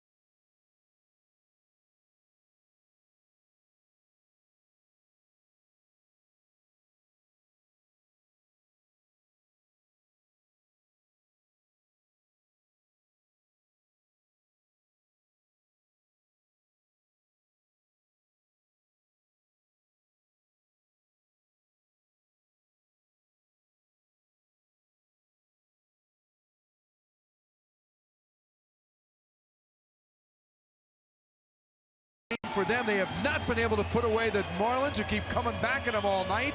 And now the Giants are in a pickle, and they have turned to their closer, 29-year-old Hunter Strickland. He's their 6th reliever in a 4-4 game with 2 guys on base, nobody out. Now, strategy-wise, are you even thinking about a bunt here? I'm not. I mean, I'm not. Don Mattingly might, but I don't think Dietrich is in there to bunt. He's been swinging the bat very, very well of late, despite these numbers I'm about ready to tell you about. 5 for 56. Those are the lefties against Strickland. You got to roll it with Dietrich. He does not have a sack this year, and I think he did that to see if Dietrich was going to square, and he didn't. Absolutely. Exactly what he's looking for right there. Dietrich, I mean, I would be shocked if he's bunting. As hot as he's been swinging the bat well. He's been swinging the bat well off the bench. So big spot here. Strickland, he is their closer, 13 for 15 in saves. This is a non-save situation. Obviously, the score tied here in the 9th. That pitch is inside.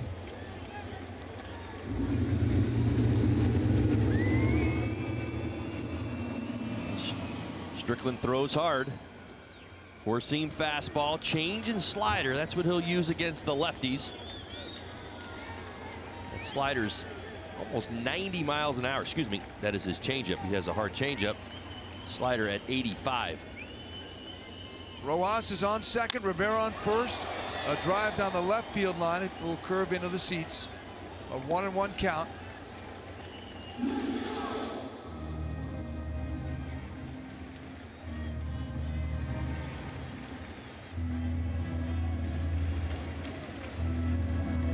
Dietrich having an outstanding run. Power, RBIs, getting on base. He's got a little hop in his step, and it's good to see. Marlins would like to see a big hit here.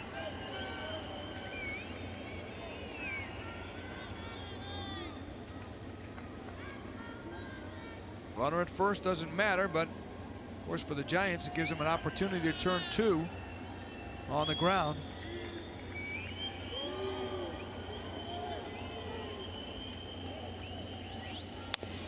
Dietrich offered to that one, may have been out of the strike zone. It certainly looked like it was. That was his changeup. Got a little running action, arm side run. A whole lot of sink to it. Teacher couldn't hold up. There you go. Ooh. That had some movement. Tough pitch to handle.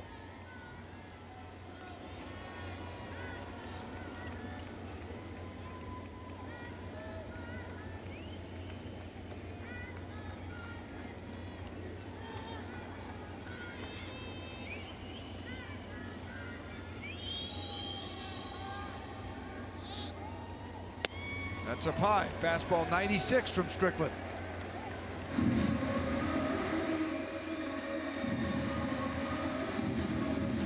Strickland has allowed only 6 hits. Made 28 times up with runners in scoring position, a .214 average.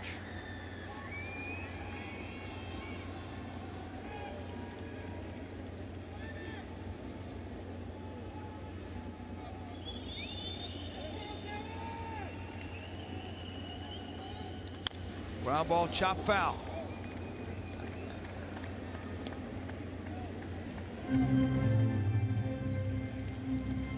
Against the left-handed batters, he has picked up 7 strikeouts on the slider. Hasn't even given up a hit against his slider to a left-handed hitter.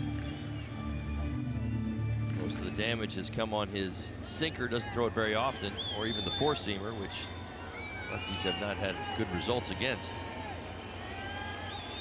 Miguel Rojas singled, he's on second, and Yadiel Rivera walked on 4 pitches, and now Strickland is in a 2-2 count.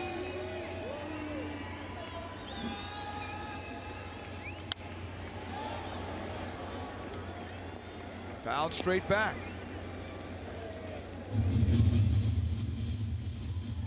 Teacher adjusting as Bruce Bochy looks on. Had high hopes for this series. And why not? They beat Scherzer. They knocked Strasburg around. Gio Gonzalez didn't get out of the 4th. They're trying to create some separation in the National League West, and they're finding that this Marlins ball club is a lot more than you'd expect. Swing and a miss. So Strickland gets the strikeout. Looks like he went with the changeup, elevated. Seen this from Strickland too often this season. It's a bit of a mistake, even at the belt. See it up top. Really gets away with the ability to pull the string and take some velocity off of what his four-seam fastball normally is. A big first out. And with a win tonight, the Marlins would be 11-11 against the National League West. They've proven they can hang with the boys from the West. So, Holly, this is the pitcher spot. J.B. Shuck will come up here for the Marlins. I've used the bench players aside from their backup catcher, Brian Holiday.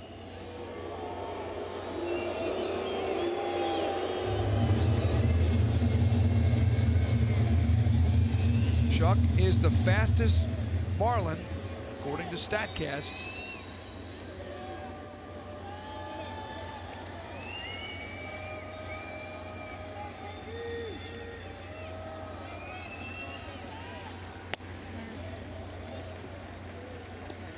Count of 1-0 to J.B. Shuck. Well, J.B. hits the ball on the ground a bit. Certainly seen that from him of late. As you mentioned, certainly fast. I don't really see him as a double play candidate. I think you just kind of let this situation play itself out. You got Brian Anderson sitting in the on-deck circle, who has been a hero for this Marlins ball club a number of times this season. And another change there. Get Shuck 1 ball and 1 strike.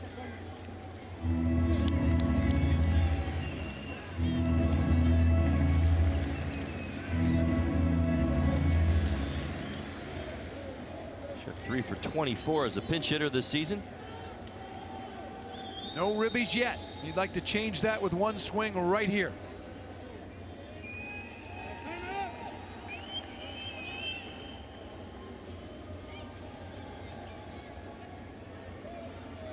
Tension of a baseball game. Hitter, pitcher.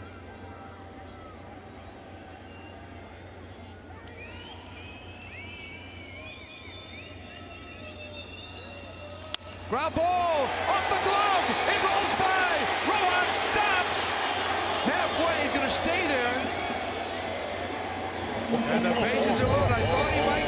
first, but the bases are loaded with one out. My goodness gracious. Great swing from JB. It'll be his 4th pinch hit of the season.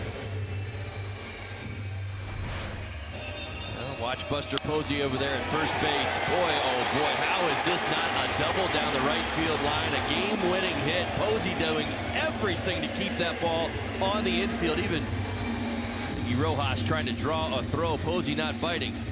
Oh, right tip of the glove. Slowed it down just enough. My goodness gracious, this Marlins ball club, they're feisty. So here he is, Brian Anderson. He's walked twice. He's got a chance to win it for the Marlins. The outfield has moved way in to have a shot on a fly ball. No room for error for Hunter Strickland. Absolutely. We talked about the lefties. Let's talk about the righties. Why not? Right-handers 16 for 52. 308 batting average, 5 extra base hits against Strickland. Anderson has never had a walk-off hit in his young career. High pop-up down the line, and it's going to curve into the stands. Well, that would have been interesting. Well, it certainly would have been. You even saw, I was kind of reading Andrew McCutchen right there to see if he would have had a play. You know, a ball down the line as a corner outfielder, you have to read it. You have to know your own arm strength in order to get a throw home. If you feel it's too deep, you have to let it go, even if it's just a foot foul on a ball that maybe you would have caught. I believe that McCutchen was going to let that go either way. I think you're right, especially the angle. If he's wedged up against the wall there, right, reaching out, I don't think spin around and make a throw. I think he would have let it go. Well, the outfield, they are short. That's about as short as you're ever going to get. But obviously, they've got to try and cut the run down if there's a fly ball. 1-1 count. That's 2-1. Walk will win it as well. Anderson's had 2 of those in the game. You know, he does not throw that changeup. Remember that nasty changeup that we saw to Dietrich? And we saw it one time to Shuck to get that strike. He doesn't throw it to the right-handed batters. It's really four-seamer, slider, occasional sinker. Good numbers for the righties. Anderson leads the Marlins in RBIs with 32. 2-1 pitch inside, 3-1. Crowd on the edge of their seats. Marlins on the edge of the dugout.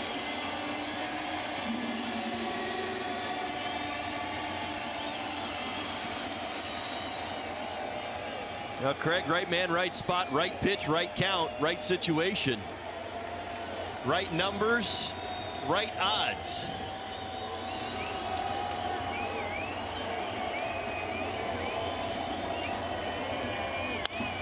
And a shot to center. It does drive back Hernandez. He's got an excellent arm. Here's Rojas. Throw coming to the plate. He slides it in there. There you go. The Marlins have won it on a walk-off. Get him.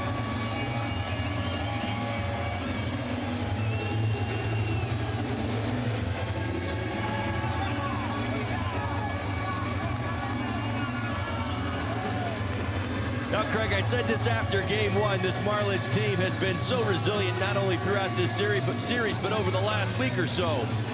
New hero, new day. Bullpen, base runners, Rojas starting the inning. Shuck, huge pinch hit. Brian Anderson getting it done. The first walk-off RBI for Brian Anderson. It's a sac fly. Steckenrider gets the win. And the Marlins, you talked about it the whole game. Come back, come back, come back. 7 times in this series. Let's take another look. Decides to go to the slider, a little off the end of the bat. Brian Anderson strong. With the wind blowing in a little bit. How about center field, Craig, one more time, right? All of the hits, all of the RBIs coming on balls hit the center field tonight. It seemed like 3 times tonight this Marlins team came back for this, their 3rd victory and series win. 7 times in this series now.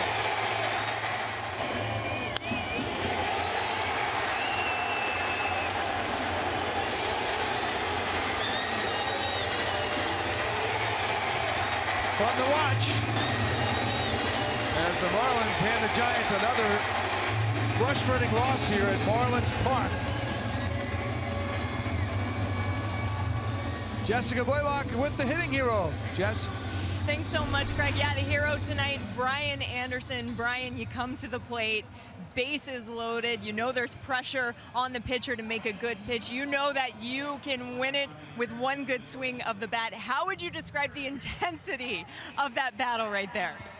You know, it's really intense. That's kind of what you live for, you know, growing up. You're always hoping that bases loaded, you know, bottom of the ninth, just trying to get a good pitch and put a good swing on it. Your first ever walk-off hit. How do you describe that moment and helping your team get another win in what's been a really good stretch? Yeah, I mean, we just kept battling back and coming up in that situation. I was trying to do what I could to help the team, you know, so. And look at this. Talk about taking one for the team. Not only does Brian Anderson get the pie in the face, but the monkey with the team effort is taking one too. Well, that's a theme that we have seen throughout the course of this series against the Giants, whether it's you tonight, whether it was JT Realmuto or Starling Castro, Cameron Maben, whoever it may have been, everyone has pulled together to win these games. What kind of offense by committee have you seen in this series? Yeah, I mean, these been team wins. You know, we've been playing great defense. Our pitching's been outstanding, and we just keep fighting and fighting. Yeah, it's been a lot of fun to watch. Thanks so much, Brian, and congratulations on the win. Thank you very much. Craig, back to you. All right, thank you, Jessica. Exciting game for the Marlins as they have won the first 3 games of this series. And now 4 of the 6 on the homestand. 1 more game to go tomorrow afternoon. Marlins will get a shot at the sweep. Coming up on our WB Mason Marlins Live postgame, Jess, Tommy Hutton, Jeff Nelson in center field. Highlights, of course, how about Caleb Smith bouncing back like his team did all night long. We'll have Mattingly's press conference, more reaction from the clubhouse as well. Marlins take it 5-4. How about that? They won 3 in a row over the Giants in this series. Hope you enjoyed it. Walk-off style, their 3rd walk-off win of the year.